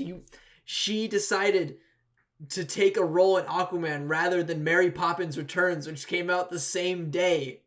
It's fuck. We love to see We it. love to see it, and they pull off the gold and yellow suit. When I saw that for the first time, I got so emotional because I just love that costume so much, and I never thought we'd see it when he steps out of that waterfall with the golden trident, and then the sequence following. I think I've told all 3 of you this story. When I saw Aquaman for the first time in theaters, I went to some early screening, so it was a very small room. I don't think most people enjoyed it, but except for me, Having a blast. I was having a blast watching crab people fight Atlanteans riding crocodile sharks, blasting lasers at each other, and then all of a sudden Aquaman in his gold and green comes out from the earth on a giant kraken, summons the fish of all the seas. You get whales and killer whales and sharks, and they're fighting each other, and you see the boop, boop, boop, boop, boop, boop coming out of him, and he's like, yeah, because we get Jason Momoa. It gave me a nosebleed in the theater, and I didn't care. I let my nose bleed all over my popcorn because I couldn't get out from my seat because Was it flavorful? well, I didn't Tasted eat like pennies. it tasted like pennies. I had so much pennies. No, because I was just so enthralled. It is a fundamental modern formless blockbuster which focuses on the form rather than its content, which in some cases that's okay because that's what cinema was founded on. We get George Méliès, an illusionist, making tricks and going to the trip to the moon. It's all about spectacle. And then you get the 80s blockbuster where people rely on spectacle to sell toys and stuff like that to commodify. But now you get this new era of these directors experimenting with digital technology and how engrossed we can be in a fake world such as Atlantis and stuff like that. You get fish people and just stuff that's not explained on the blue. Yeah, sure, like Amber Heard is not great in this movie. No, she's awful in this. She's awful in real life. Have you seen the poop pictures? Have you seen that? They're No, out and I there. don't watch it. They're out I there. do not want And to. I've seen them. I love that we were okay. Real quick tangent. I Yeah. remember we were watching Zack Snyder's Justice League, and Amber Heard does appear in that film. Yeah. And I remember we were watching it, and I'm just like watching the film, and I'm like, okay, like, you know, we're watching the scene, and it's like real serious or whatever, you know, the Zack Snyder tone. And out of nowhere, from my right ear, I hear Ethan go, "Yo, I've seen her poop." Listen, that's all I can think of when I see her now. It looks like goose poop. Anyway, okay, back to Aquaman. I love No. Jason Let's Momoa continue as talking Aquaman. about Amber Heard. No, Jason Momoa. Jason Momoa. I was never a fan of the 90s Aquaman with the hook hand and stuff like that. I think that's one of my biggest gripes with the Justice League animated show where they show Same. that Aquaman. Yeah, same. But there are certain likable aspects about them, and I think Jason Momoa's Aquaman is this perfect blend of that Aquaman with the campy Aquaman that was created in the 30s, and with the new 52 Aquaman, which is like this hardcore surfer bro. And then we get Jason Momoa implementing his own identity, you know, as being from the Pacific, and sort of melding that into the Aquaman, which we haven't seen before, which was such a breath of fresh air, you know, and just sort of creates this whole new layer to Aquaman, because we also get this sub narrative of Jason Momoa as a mixed race actor, you know, balancing this world of also being mixed race as a human and Atlantean, you know, and I love that. It's so cool. And yeah, Aquaman. Nat, what do you think about Aquaman? We'll get to Mr. Groucho I at love. the top. Yeah, I'll I do thought him you'd go to last. me because you know I'm gonna be positive. Yes. Well, I agree. I feel like the crux of this film is that it's not supposed to be good. You're supposed to have a good time watching it, and boy, did I. Yes. Like, I'm not gonna sit here and be like, oh, the cinnamon topography. Although there are some beautiful shots. Yeah. I'm just like, did I have fun watching it? Yes. Do I think it deserves an Oscar? Is it the new Citizen Kane? No. But Yeah. like, I had a good time watching it. And I fully agree. I feel like Jason Momoa gets so much credit for the success of the film because he made Aquaman cool. Like, Yeah. that's really what it boils down to. Yep. And he's also beautiful, so that helps. Oh, He yeah. is a gorgeous man. Specimen. He's delicious.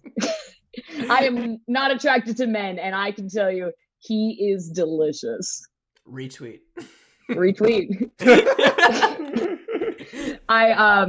So yeah, I really like this movie. I feel like the character of Mara is very much underutilized in a lot of the big DC things I've seen, whereas in the comics she's fucking awesome. Oh, yeah. So, like, takes on the whole Justice League while like dying and wins. Yeah. Fucking Gotta say, and the what is it, hydrokinesis, controlling the water, dope Yeah. as all Oof. fuck. dope Oh stuff. yeah, awesome. Water Yeah. bending. Yeah, I think It's I think water And bending, blood, like, building- down to, blood like, bending 100. in Snyder Cut. Yeah. Yeah. And wine bending. She and wine bending. she manipulates wine in this movie. Dude. Makes Yeah. Yeah, daggers. when she Come on. manipulates wine, woo! You know, if Zack Snyder directed that movie, there would have been a Jesus metaphor in there, turning wine into something else. I don't know. You know, I'm riffing. My God, everyone gets to be Jesus. All right. Quote tweet. Quote. Yeah. Oh boy, Time for Brandon's quote. That's are you pretty gonna good. diss on how Jason Momoa looks? No, he's great. All right. I love Let's- him in Game of Thrones. Let's get Brandon, and Finish then the we'll wrap sentence. up with Chris's thoughts. Yeah. Brandon, Okay. Say your piece. I know we had. If you listen back to the Epic Movies podcast, we had our big legendary battle of Avatar v Aquaman. Neither that- one. Is there any No new one won. developments you thought about the film since then? Listen, I did not have fun watching this movie, and I went with the friends, and we both were like, "What the fuck is this movie, man?" I'm not a fan of Aquaman as a character. I've read the first 2 issues of his new 52 run, and honestly, I think his character in the original like the original Justice League run and stuff like that is more comparable to the original Thor from Marvel Comics, because they're both like very intelligent, like nerdy guys, Himbos. and then when they put on the suit, they're like Himbos. Himbo. yeah, basically, essentially himbos. That's a great choice of words, honestly. The himbo that movie. era of Aquaman. Aqua Himbo. Yes. But I never liked the story. I remember like, and I'm not saying like, oh, it was supposed to be Citizen Kane. I don't think this movie is, but I don't enjoy it. I just think the villains are crappy, like Black Manta and Patrick Wilson's character. I think Orm. they're terrible. Ocean Master. I still am going to complain about the trope. Chris brought it up during Zack Snyder's Justice No, but League. it's so funny. It's It, so like, stupid. It it's so happens stupid. every fucking scene almost. It's so It's funny though. where every time Aquaman seems to be having a conversation or a revelation with somebody, something explodes midway through and interrupts it. It's a stupid storytelling device. But it's Also, like, he's got to take his shirt off. Mad respect. He did that for us. Honestly, the most positive thing I can probably say about Aquaman is about Jason Momoa. I think he kind of owns this character now. Like, I don't think there could be anybody else who could play this role right now. I think that would be appropriate. I think he's just perfect for it. He's got the look down because it's like, I remember going to a Comic-Con in Phoenix, which is my capital city of Arizona. And I remember seeing Jason Momoa before he took on the role of Aquaman, and everybody was asking him about it because they saw the Unite the Seven poster. Yeah. And he's like, yeah, it's this significantly like Polynesian vibe I'm going for, and I think he nails it 100%. So that is probably the best part of that movie, because I never said anything positive about it last time. But it's just too inauthentic and like lacks genuine. You need to open your mind. I Yeah. honestly You need to learn have. to have fun. I have. It just broke my I heart. have. It I'm broke my enlightened. heart. You know. buddy. I love superheroes. Come on. All right, Yeah. Chris, Superman's my boy. I'm Yeah. tagging I you mean, in. We've covered this conversation a billion times, both in person and on the podcast. So I'm just gonna. Yes. I will say this though. I think after watching the Snyder cut of Justice League, there is a like, I don't know. I guess like there's a lot of like discourse surrounding about who should Aquaman be within this universe. Because Brandon, I remember last time we had this conversation, you brought out about how like consistency is really important to you in in any franchise film. Yes. And obviously Justice League, the DCEU is is a very turbulent, series of films where like the tone just keeps shifting every other film they do. And so like, the version of Aquaman we see in Justice League is completely different from that which we see in Aquaman. They feel like films that don't really exist with one another. But I think that's almost the fun of it, because you have like the serious version of Aquaman that's like badass and cool and level-headed and like really just like kind of a dick. But you also have this version of Aquaman where he's just completely hams it up, and like honestly, like it was one of those experiences where I really just vibed with it. Like I remember seeing this with my friends, and like we were all like, this movie's so stupid, but I love it. It's so much fun. Yeah. Like, and like Brandon, you brought up like the trope of explosion interrupting conversation, but like you're at the tip of the iceberg, because there's stuff like how many times do you see Aquaman's eyes through a the trident? Trinity? Yeah. Or like Mhm. the guitar I'm riff. such a fan. I love it though. Yeah. Or like how often does someone cough up water in this movie? I'm Like- a fan of Jason Momoa Yeah. just taking his We shirt off. have to make a drinking Yeah. game. Holy shit.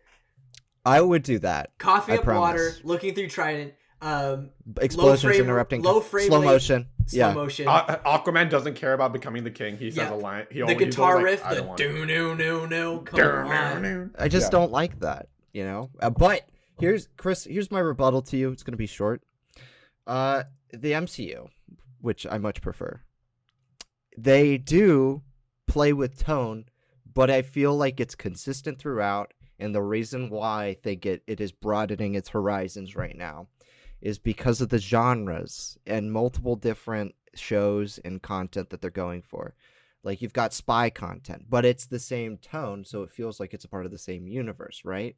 I don't think with the DCEU, not that they've had much of a shot because they keep changing things up. Yeah. But in that universe, they do only stick to comedy and drama and like the action that connects them. They don't have anything delineal like a spy drama or a heist comedy, you know?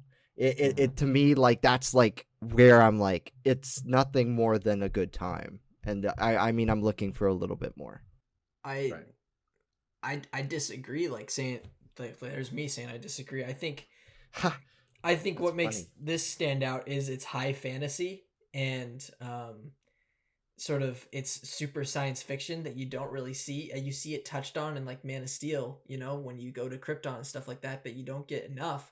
You get a full on blast of high fantasy, but then you still get like sort of this.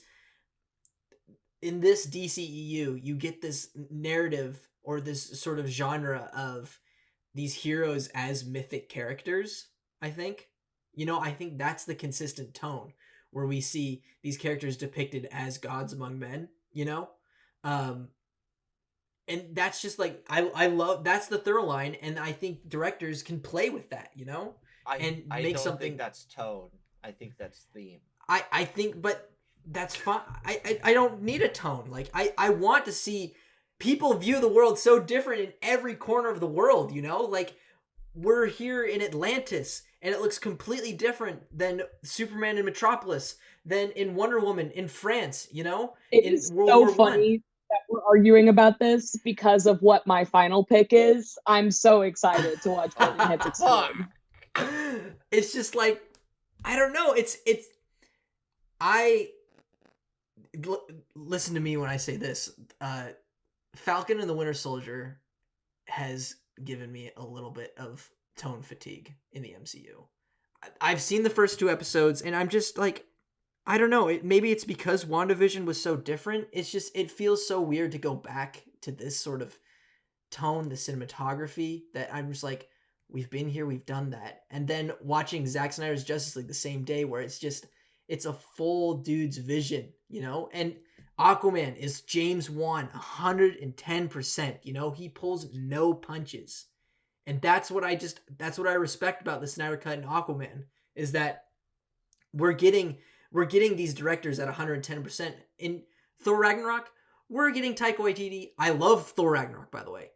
We're getting him at 80%, you know? Let's see. Jon Favreau's Iron Man in Iron Man 3, or Shane Black in Iron Man 3.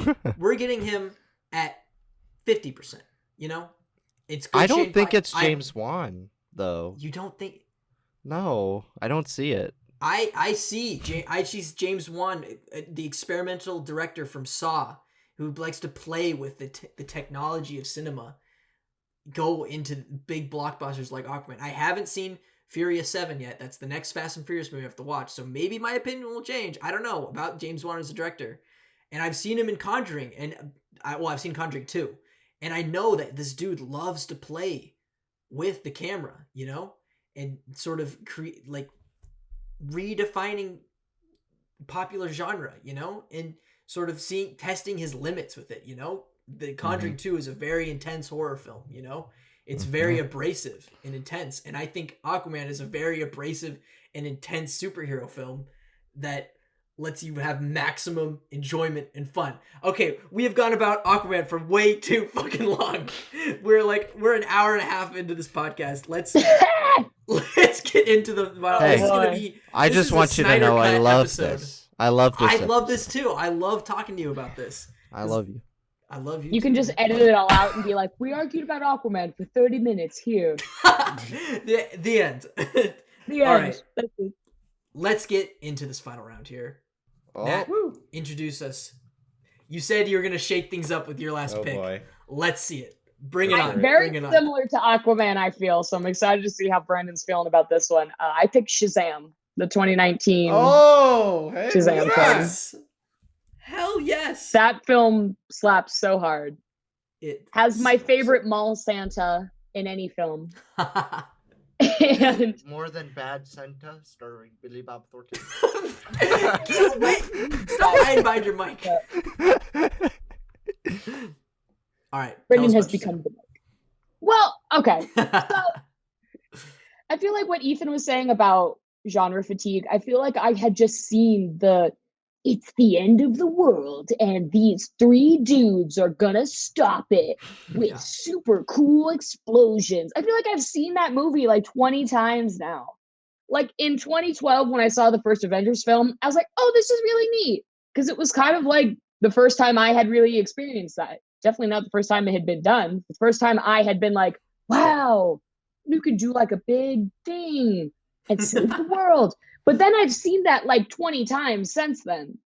And like, sure, it works and it gets butts and seats and it sells tickets. But like, sure.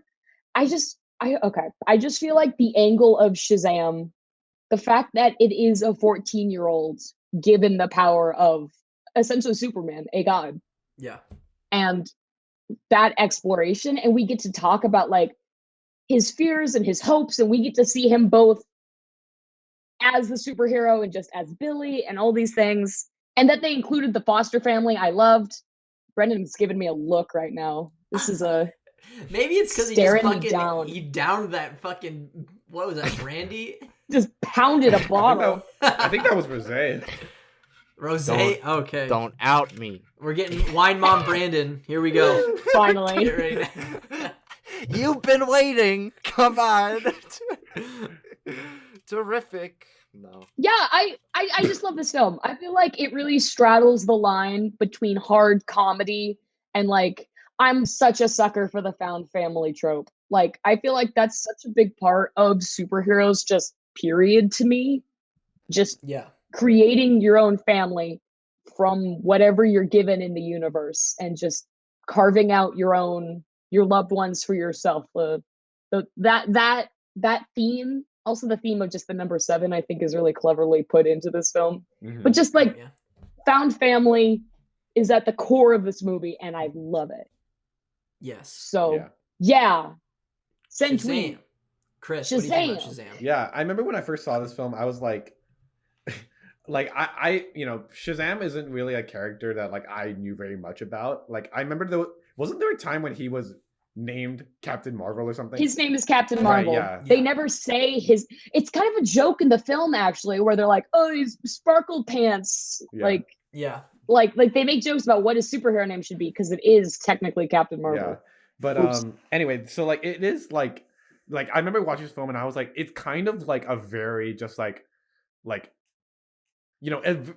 almost in a weird way, the most down to earth of all of the DCEU films as far as we know so far, in the sense of like all these characters feel like normal human beings in this, and not in a bad way, because like you said, Ethan, the DCEU is very much focused, at least largely focused, on this idea of like turning gods into heroes and like the mythology and like Greek gods and all that good stuff. But like with this film, its greatest advantage to me is this idea that you are taking a 14-year-old kid and giving him the power of Superman, and like just knowing the kind of implications that has upon a child is, that's a great thing. They don't go too dark with it. They keep it quite lighthearted and breezy, and it kind of works for this film because it is just a fun superhero film at the end of the day, and it does it really well. It's really well done, and like it's it's not going to win any awards. It's a simple film, and that's totally fine too. One thing I do want to say though is Zachary Levi as Shazam is really great. He owns that role really well. He's phenomenal. He plays it really well. Yeah, he's light, he's fun and enjoyable. I do think Zachary Levi plays. Do you guys know the TV show Chuck? Have you heard of that? Yes. I haven't seen it, but I know of Chuck. That is he plays. I know of him. Basically, what I'm trying to say is Shazam is Zachary Levi's second best superhero role because he's great as Chuck, the genius computer technician. Anyway, that's my take on Shazam. Totally fun, totally chill, very enjoyable movie. And yeah, what do you think, Brandon? Yeah. We have seen this movie together. Mm-hmm. We saw it in IMAX, right? Yeah. The DCEU has hit 50-50 for me. They're batting 500, baseball terminology. Half their films are good. if you include both versions of Justice League. And one of the 5 good movies is I believe is Shazam. I think, yes, it does not strike a consistent tone with the DCEU as a whole. However, in the comic books, from understanding, Billy Batson is one of the more lighthearted characters of the universe, and it feels right because he's a kid, of course.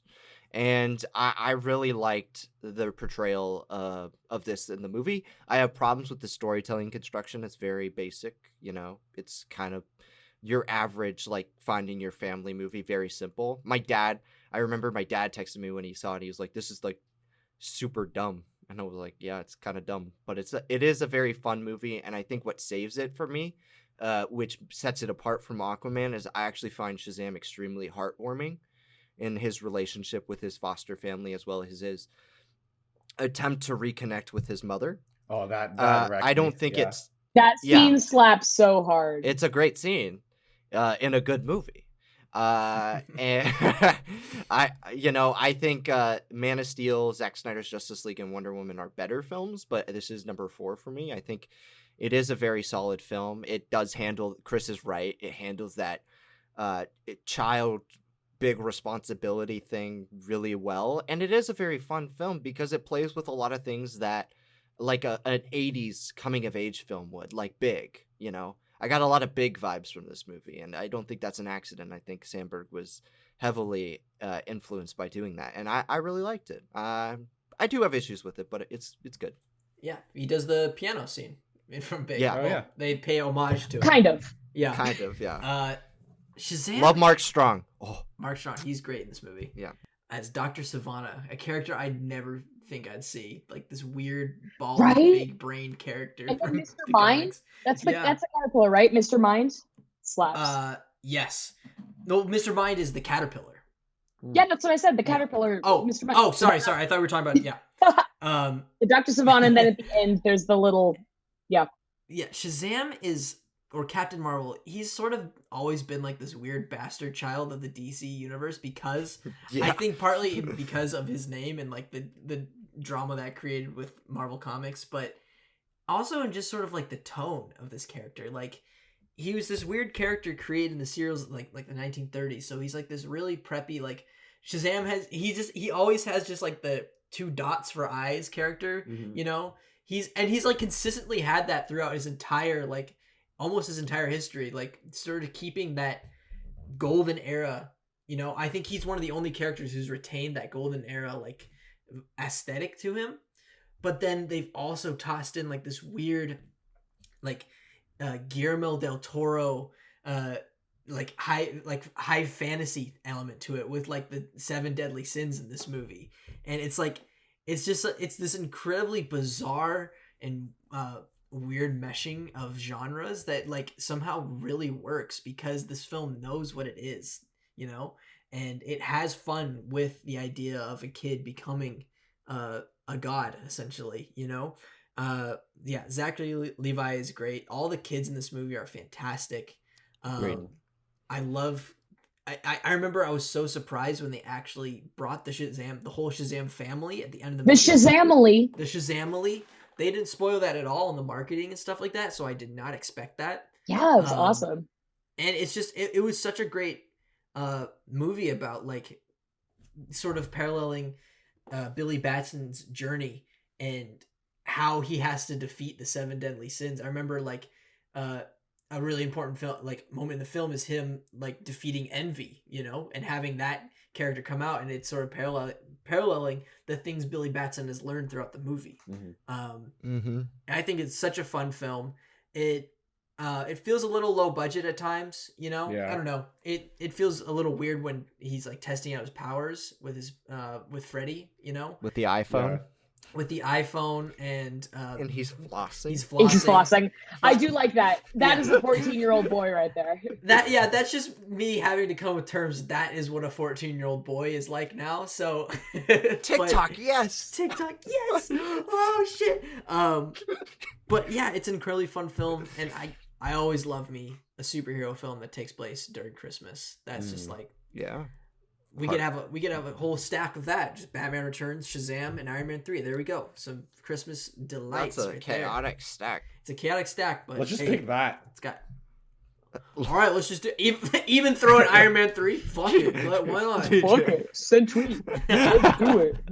But yeah, love me some Shazam. Can I just say, I think it's there are like 2 superheroes in the DC universe who have like well, 3 if you count Superman, because he's got this like kind of like not bland but like flat sense of humor. Like, what is it? With British, dry. It works. It's funny. Yeah, deadpan. But I think Shazam and Flash are the 2 characters who are like the kind of comedic ones in the whole universe. Yeah. And I thought it was so pathetic that people were making the assumption that in Zack Snyder's Justice League, or not the assumption, the critique that Flash had a sense of humor. And I was like, guys, It's Flash. That's like his character.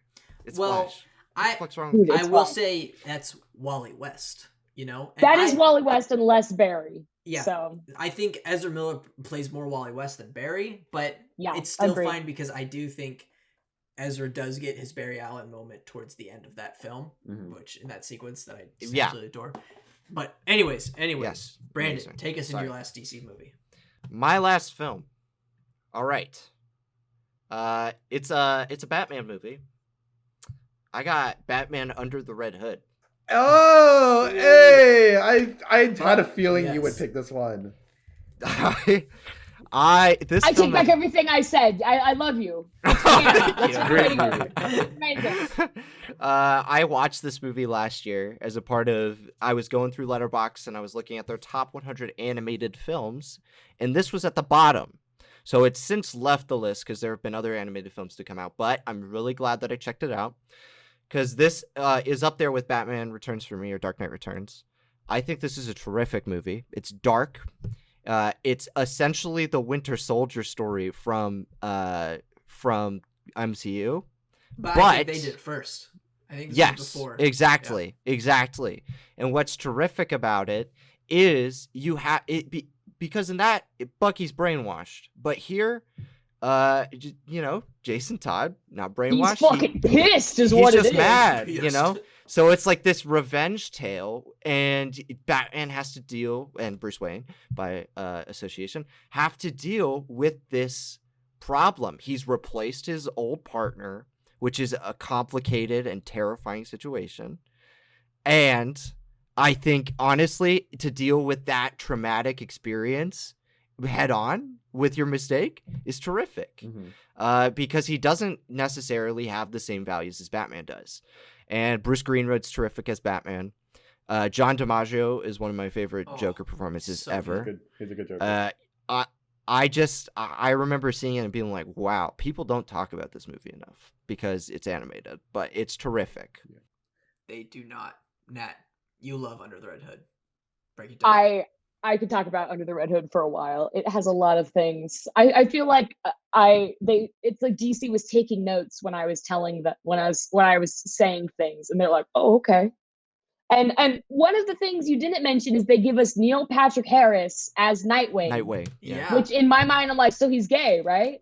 So you've confirmed Neil Patrick Harris, notorious gay. I can say that. Notoriously gay. Notorious homosexual, and I'm just like, come on, you're trying to tell me that Nightwing is straight? One of the goons refers to him as the pretty boy in the unitard. I'm like, come on, guys.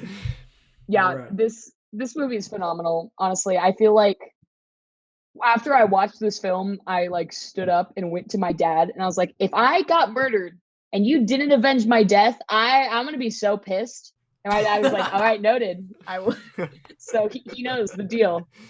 Yeah, there's a lot here, and I feel like the Jason Todd Robin is one of the most interesting question mark, because Bruce really sees himself in this kid, and he finds Jason in Crime Alley where his parents were murdered, and then adopts him and all these things, and then he really feels like he failed him. And it's him dealing with that, the trauma of not only feeling like you've led to someone's death, but also he was his son. Like that was his son. And like as someone who read the comics, like who's read the comics of the period where Jason was dead, I was like, there's a lot happening there. Yeah. And I feel like this film really gets that in a way. And I feel like I love when they're chasing him and he like shoots the grapple line and Red Hood cuts it, and then they compare it to him as Robin. That's a really good moment. Mhm. Like just the exact same movements. I really liked that. Yeah. So yeah, I love this film personally. I feel like the final scene, the final showdown where they're in the apartment building. Yeah, we can. Amazing. Let's talk about that monologue. It's so good. Yeah. Chris. Because it's sorry. No, Brandon, you go ahead. We're talking about I the was scene. I was gonna say like that sequence with Joker, Jason Todd, and Batman is terrific because not only does it challenge Batman's values as a superhero antihero, you have that final confrontation where Joker's just egging him on to get him to snap, and I love it when Batman snaps. Because it shows his true self. Yeah. But yeah, just that line, like the because if it had been you, I would have hunted him down, like because you didn't kill him, or like I'm getting emotional thinking It's about so it. good. Yeah. So good. but yeah, this is also one of my favorite of the DC animated films. I think it's very modern Batman. I feel like I really feel like a lot of what's discussed in this film can be translated into what's going on today. And like you said, that last bit of dialogue between Jason and Batman in that apartment is so great. There's like another line from his monologue I love is I don't know what's worse, your grief or your antiquated sense of morality. And just like God, like it's so interesting to see the parallels and divergence between Bruce and Jason's approach to justice in Gotham. And you can totally get why like even though if you might not necessarily agree with one or the other, you can kind of see where they're coming from. And I don't agree with either of them necessarily, but it's kind of just like it's so interesting to me to see how I fully buy these characters. And like Death in the Family, the iconic story about Jason Todd's death, is one of my favorite comic book runs ever done. Anything to do with the larger Bat family, I love. Death of the Family, is one of the darkest things I've seen from the DC Comics, but is also like.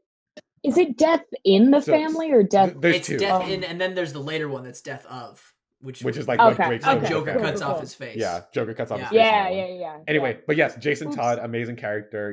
He's definitely, like you said, Nat, like one of the most interesting of the Robins. Like just like on a moral and character level, he just has so much more to him. And yeah, love it. Love the pick, Brandon. Ethan, big DC animated fan. What do you think of this? This one's one of my all-time favorites as well. It's always this one or Dark Knight Returns.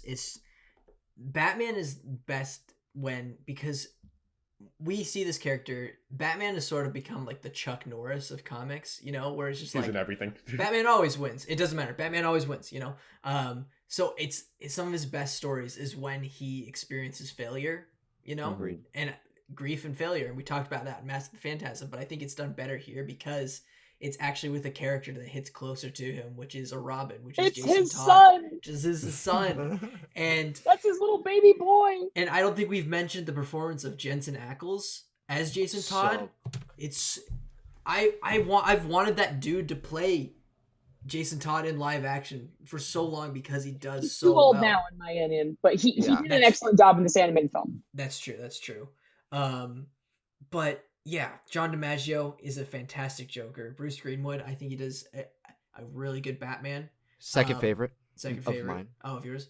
And I also love the animation here. I think I got pretty fatigued with the animation of the modern DC animated universe, but I do think this one has the polish, but it also has sort of a stylization and color to it, that we didn't quite see with that animated universe.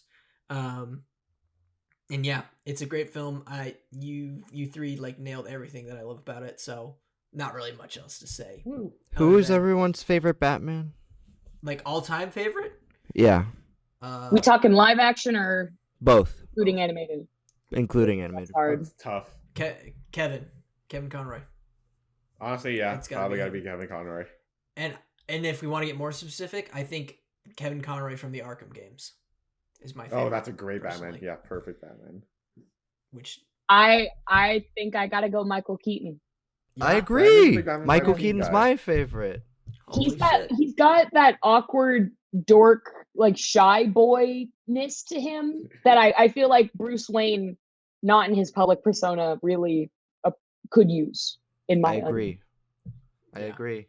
I used to not be so warm on him, but I recently rewatched those first two Burton movies, and yeah, he's pretty damn good as Batman. Yeah. All right, Chris, Woo. All right. hit us with your last pick. Yeah, I know we're getting a little bit long, so I'm not gonna make this too long. But Final stretch. Let's do this. this is the movie that made me fall in love with the DCEU when it was first getting started. I know it's had a turbulent time, but this is the golden child of the DCEU to me, and I think a lot of other people. Oh yeah. Yeah. I'm pretty sure we haven't brought this up in a file stack. If we have, I'm gonna be so mad at myself. 2017 film directed by Patty Jenkins. It's Wonder Woman. You got it.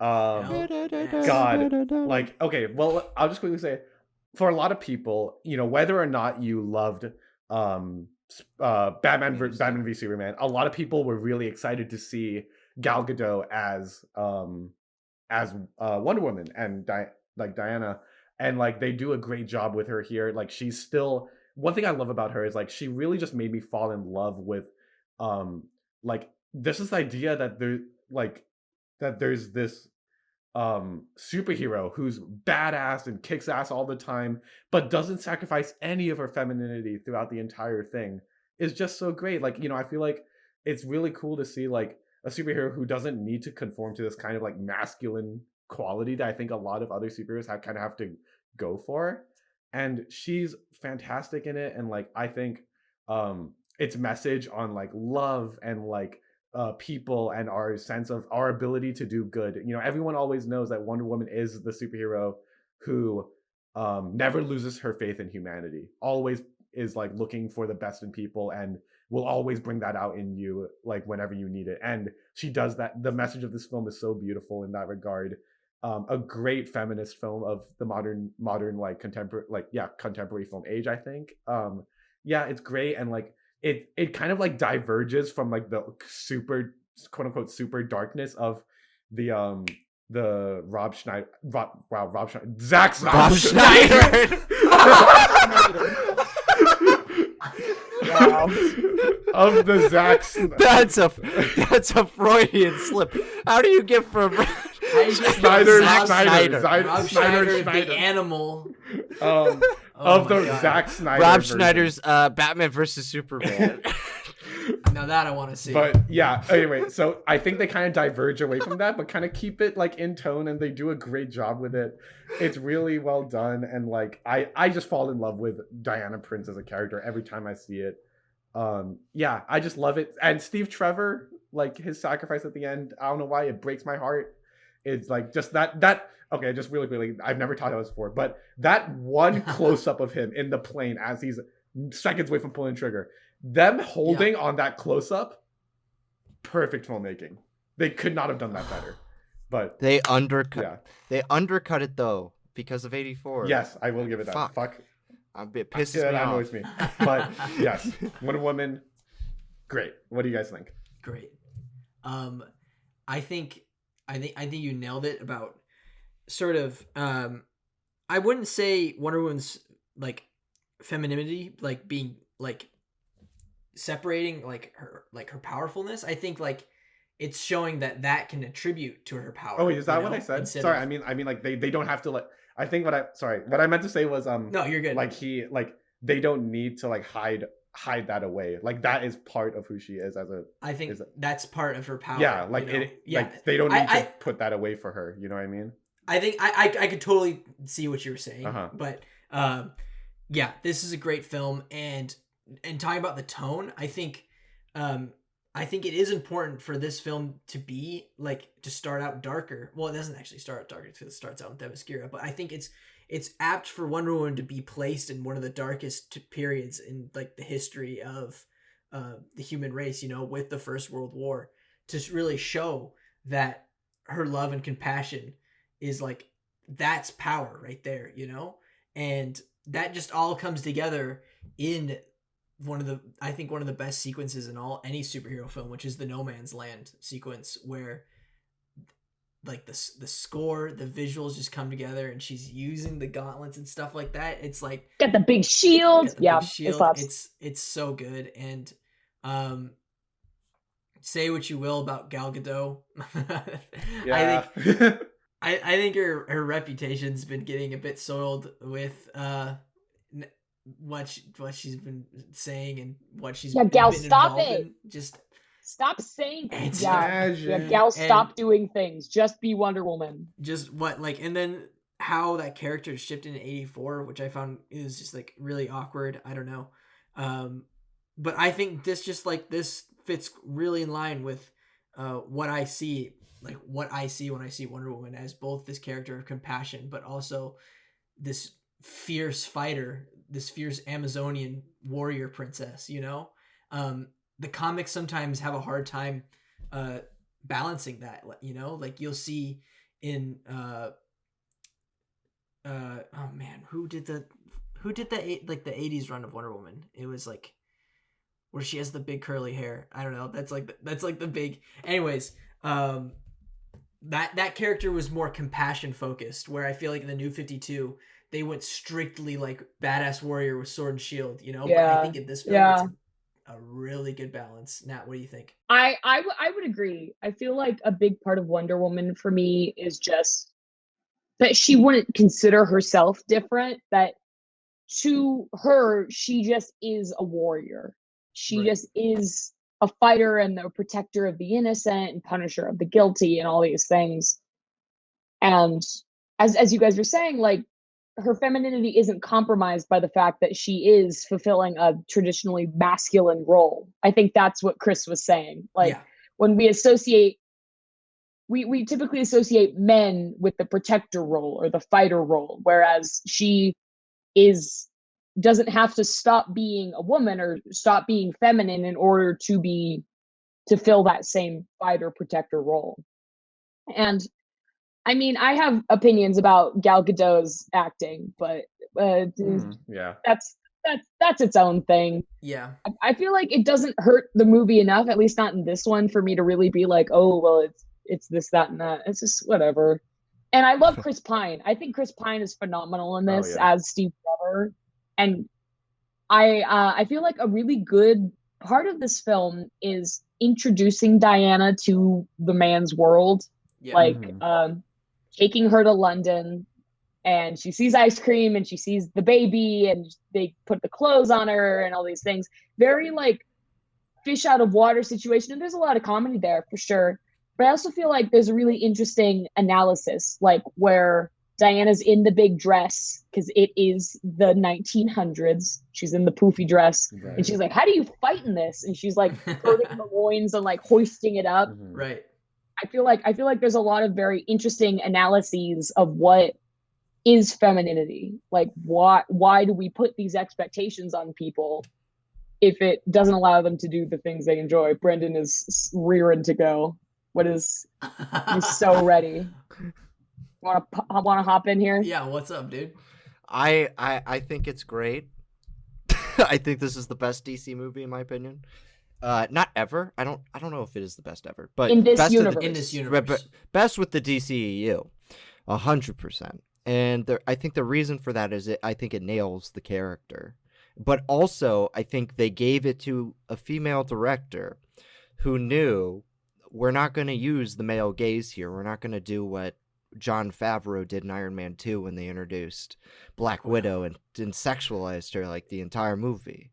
In the comic books, they barely, like, honestly, they sexualized Scarlet Witch more than they sexualized Black Widow. But here, it's like, it makes sense that they would take a character. That's because in the comics, Scarlet Witch is a woman of color. Yeah. Yeah. Oops. Uh-oh. Oops. Uh-oh. But I think with Wonder Woman, I think it's terrific. I think it balances tones properly, but it matches DC's, which is perfect. The story is great. I even like the third act, and a lot of people hate the third act. Me too. One of my favorite moments of that movie comes in the third act is when Wonder Woman has been deafened, essentially by the gunshots, and Steve Trevor gives her a parting gift, which is his watch, and we don't hear the "I love you," and that broke my heart and I was like, that's a great choice, because I love it when directors use restraint, because we know what the fucking guy said. We know he said I love you. Everybody knows that. Yeah. But the fact that she doesn't hear it is such a traumatizing thing that she has to build on her character later, that it is kind of ruined by the sequel. But I love the moment, if I'm just taking that movie into account. And of course, the No Man's Land sequence is a crazy, crazy action sequence. A1. Yeah. But I, as a historian, don't really like this film. If I was going from a pure historian lens, It's not very accurate. it's not accurate, and I feel like it gives a warped perspective of what World War One, sorry, Yeah. was. That's true. And the use of what was the female villain where she has the mask? What's her name? Oh, Dr. Poison. Yeah. Yeah. I feel like she's a cool character, but I Mhm. also feel like it really undercuts like what like that warfare was like, and like Mm-hmm. all That's true. these things. And of course, I'm like, this isn't accurate, and it might give people the wrong idea.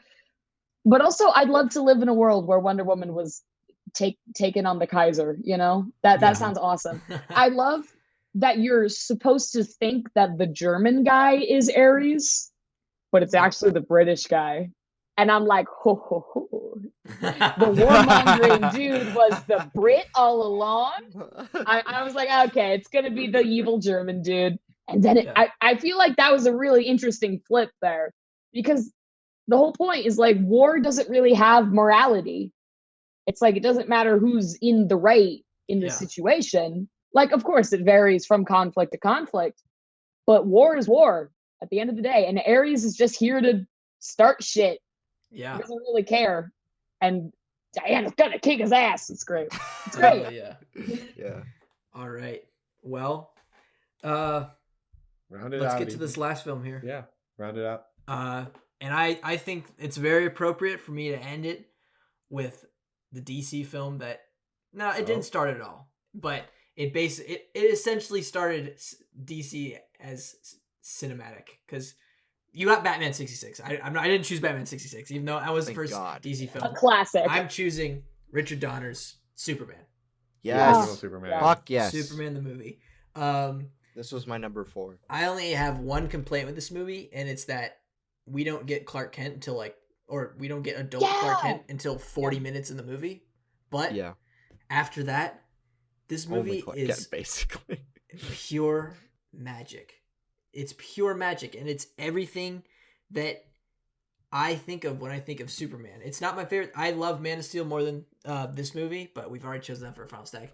But I still think we have to contribute everything that superheroes in cinema has become to Richard Donner's Superman, and how to depict a character with power and using that power with compassion and love. I think Christopher Reeve's Superman is such a gentle giant. It's so crazy to see his transformations in this movie. Everyone shares that one clip of him with the glasses and then taking it off, and it's just it's literally a completely different person. I love it. I love it. There's no action sequences in this film really, but that you don't need it. You don't need it. This is a character piece on why we've loved this iconic character, and Lex Luthor is fun in this movie. Gene Hackman, such a great actor, and his real estate schemes are so funny with Otis and stuff like that, and just the relationship between Lois and Clark in this movie is it's a dreamlike movie, it's so wholesome and inspirational. I did a double feature with this and Tim Burton's first Batman, and like it like those two films really work together as like sort of these foundational pieces of these two iconic characters, you know, and like what they're all about. And I couldn't ignore this film when picking like the most essential DC movies, because it like we wouldn't have any of this, I don't think, if it weren't for Richard Donner's Superman. Nat, I know you love some Superman. What do you think about old Christopher Reeve? I really do love Superman. I feel like he's such a good character, just in general. I guess there's so much you can do with him. And I feel like this film really captures why I like him so much. It's this idea that he is this all-powerful being, like could destroy Earth without even like thinking about it. And yet he's actually a really nice, super down-to-earth, pun intended, guy. Like, he's just one of the nicest, most compassionate people.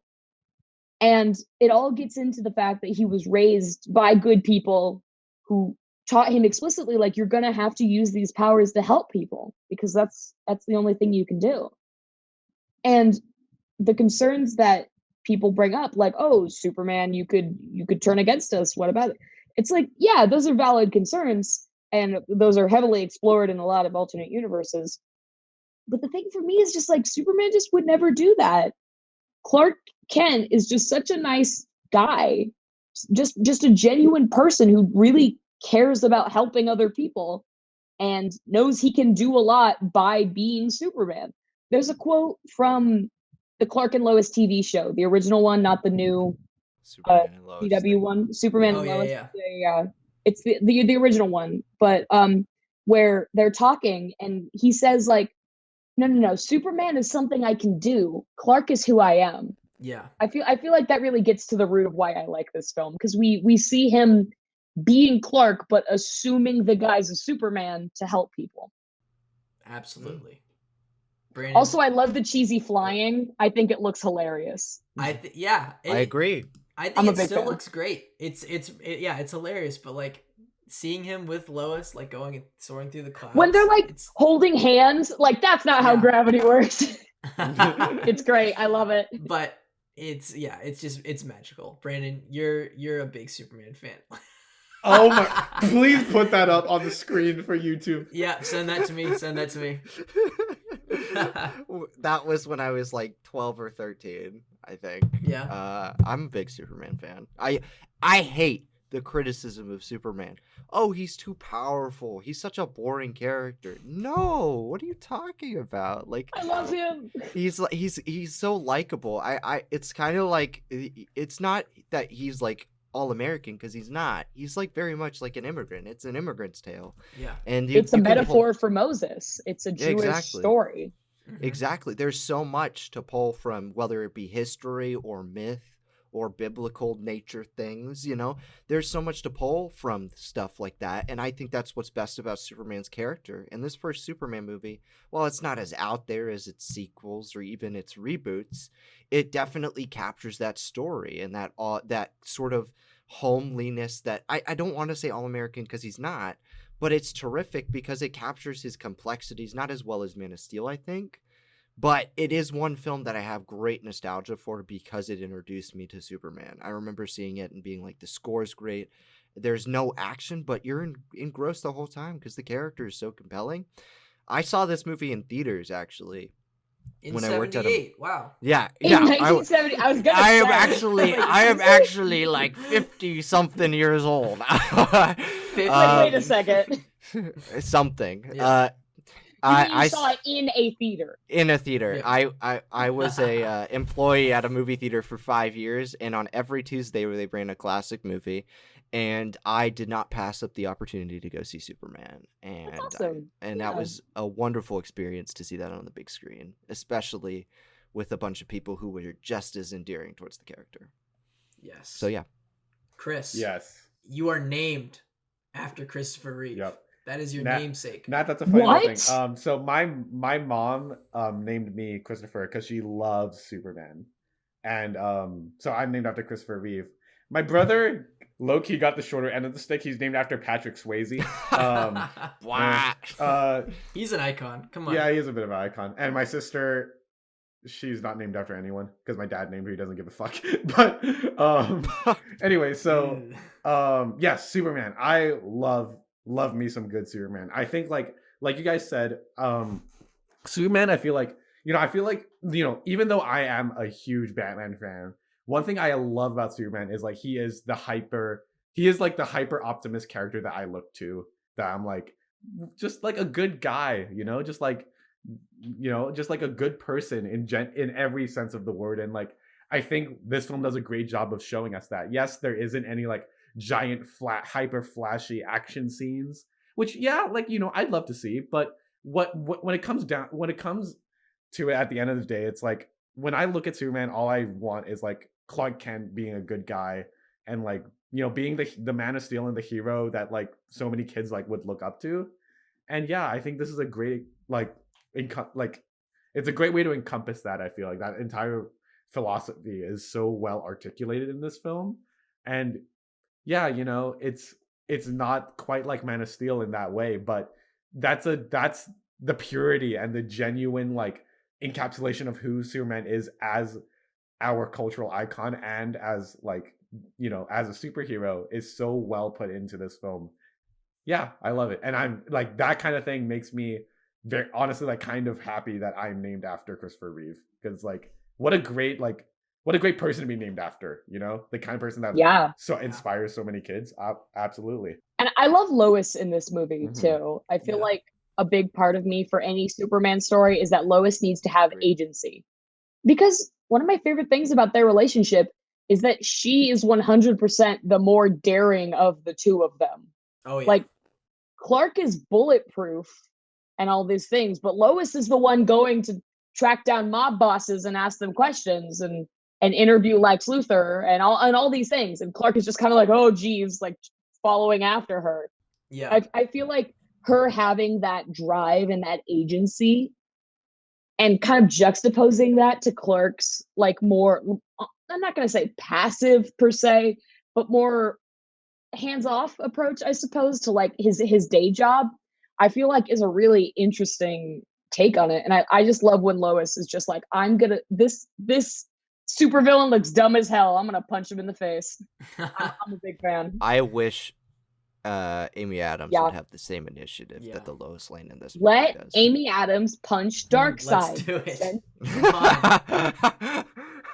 We all know what's gonna happen. We saw Zack Snyder's Justice League. Oh man! All right, well, Jesus Christ, what a list! This is gonna be tough. This is gonna be tough.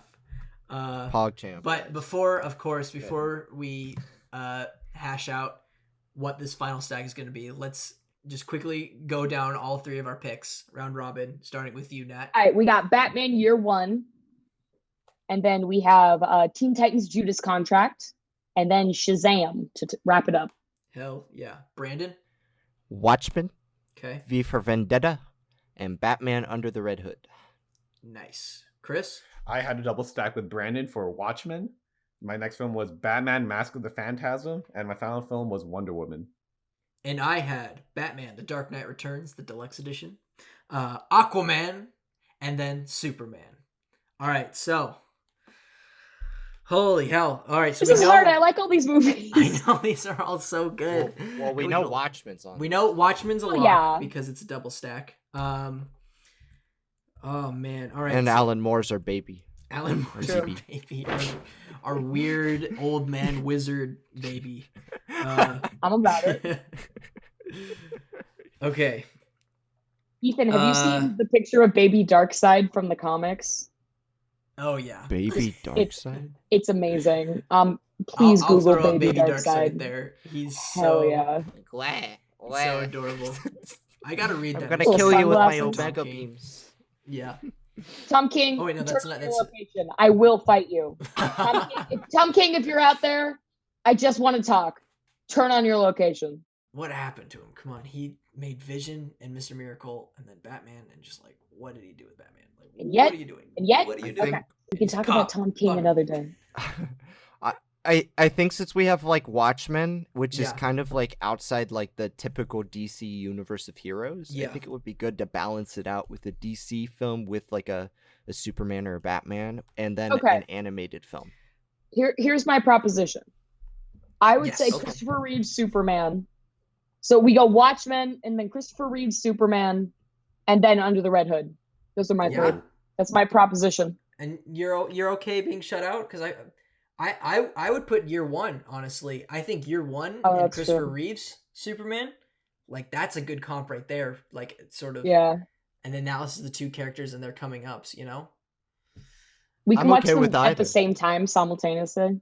Yeah. Yeah, this is hard because like it's also like on top of like we have Watchmen, and you have like Batman. Like it seems like a lot of we're talking a lot Batman and Superman, but there's also like all these other heroes and stories that like we didn't like I no know. one's mentioned Starfire. the other side of the Trinity that is like Wonder Woman. And Starfire. that is, she like- is now the third. Starfire. Like, no, sorry. Well, that is Wonder Woman. And then there's all these other Yeah. stories like the Teen Titans and like I don't know all this other stuff that we were talking about. It's such I a know. big universe.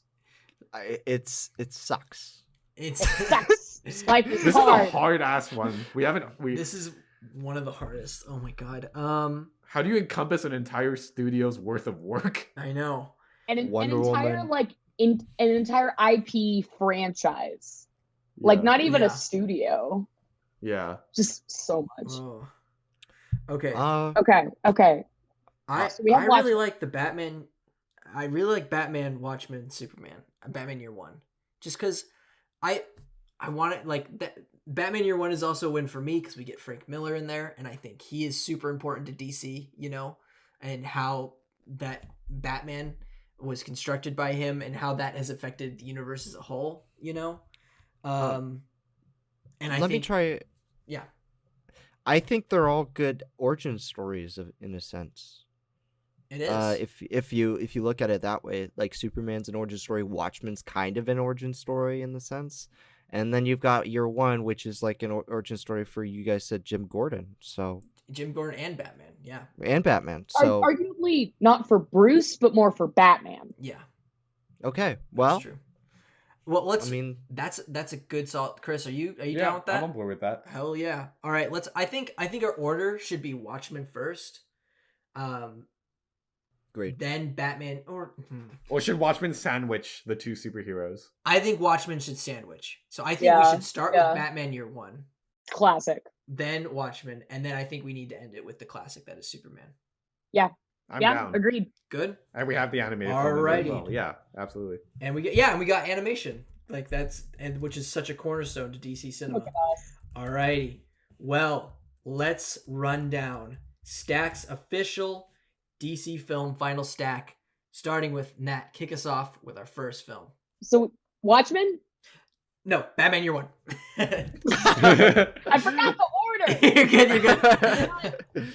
I wrote it down and I put it in the wrong order, so that's on me. You're good. So yes, our first film in the stack. My radio announcer voice. Yes. So we have Batman Year One. Okay.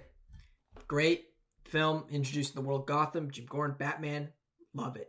Batman, the big city. Chris, take what us into our second film. And our second film is Zack Snyder's not Rob Schneider, Zack Snyder's 2009 film Watchmen. Fuck yeah. And Brandon, Fuck yeah. do you want to introduce our last film for me? Copyright strike. Why did you? Uh, He sounded like he crashed at the end of his flight. That is 1977, right? 78. 8. Yeah.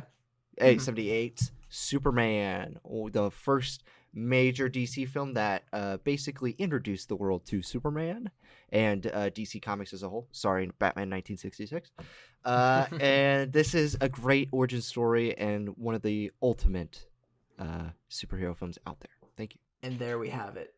Thanks Oh. for coming to my TED Talk. And thanks for coming to our TED Talk. Holy hell, that was a Zack Snyder's Snyder cut of Stacked right there. This is Yeah, goddamn. by far our Holy longest moly, episode. Batman. 2.5 hours. 2.5 Wow. hours, basically. We could have watched a Um, lot of these movies. you could have finished one of these movies while we were listening to that, but I think this is one of our best episodes, or like most fascinating same. This was episodes a lot yet, of fun. because Nat, thank you so much for coming onto the show and dropping conflict. your DC knowledge. It's so much fun. You I brought loved the this. tension, you brought the discussions, and I'm here to talk about Starfire, and that's it. yes. What can I So, Nat, where can people find you to talk about Ah, Starfire? that is an excellent question. Well, my Twitter is at Lesbo for Presbo. So, you know, I love it. Yeah. right? It was lesbian Let's for go. presbian, but that didn't quite fit. So Lesbo for Presbo it is. So Yeah, good. that's my And Twitter. I'm also gonna And drop your letterbox, because you do. You review DC animated movies Yes. quite a bit. I And, do. Your takes are immaculate, so please check them out there. And that'll do it for this episode of Stacked, everyone. Remember, like, comment, subscribe, go down, rate us on iTunes, all that stuff. I want to ask you a question. How do you think James Wan would end this podcast? Did somebody say explosion? Oh, fuck!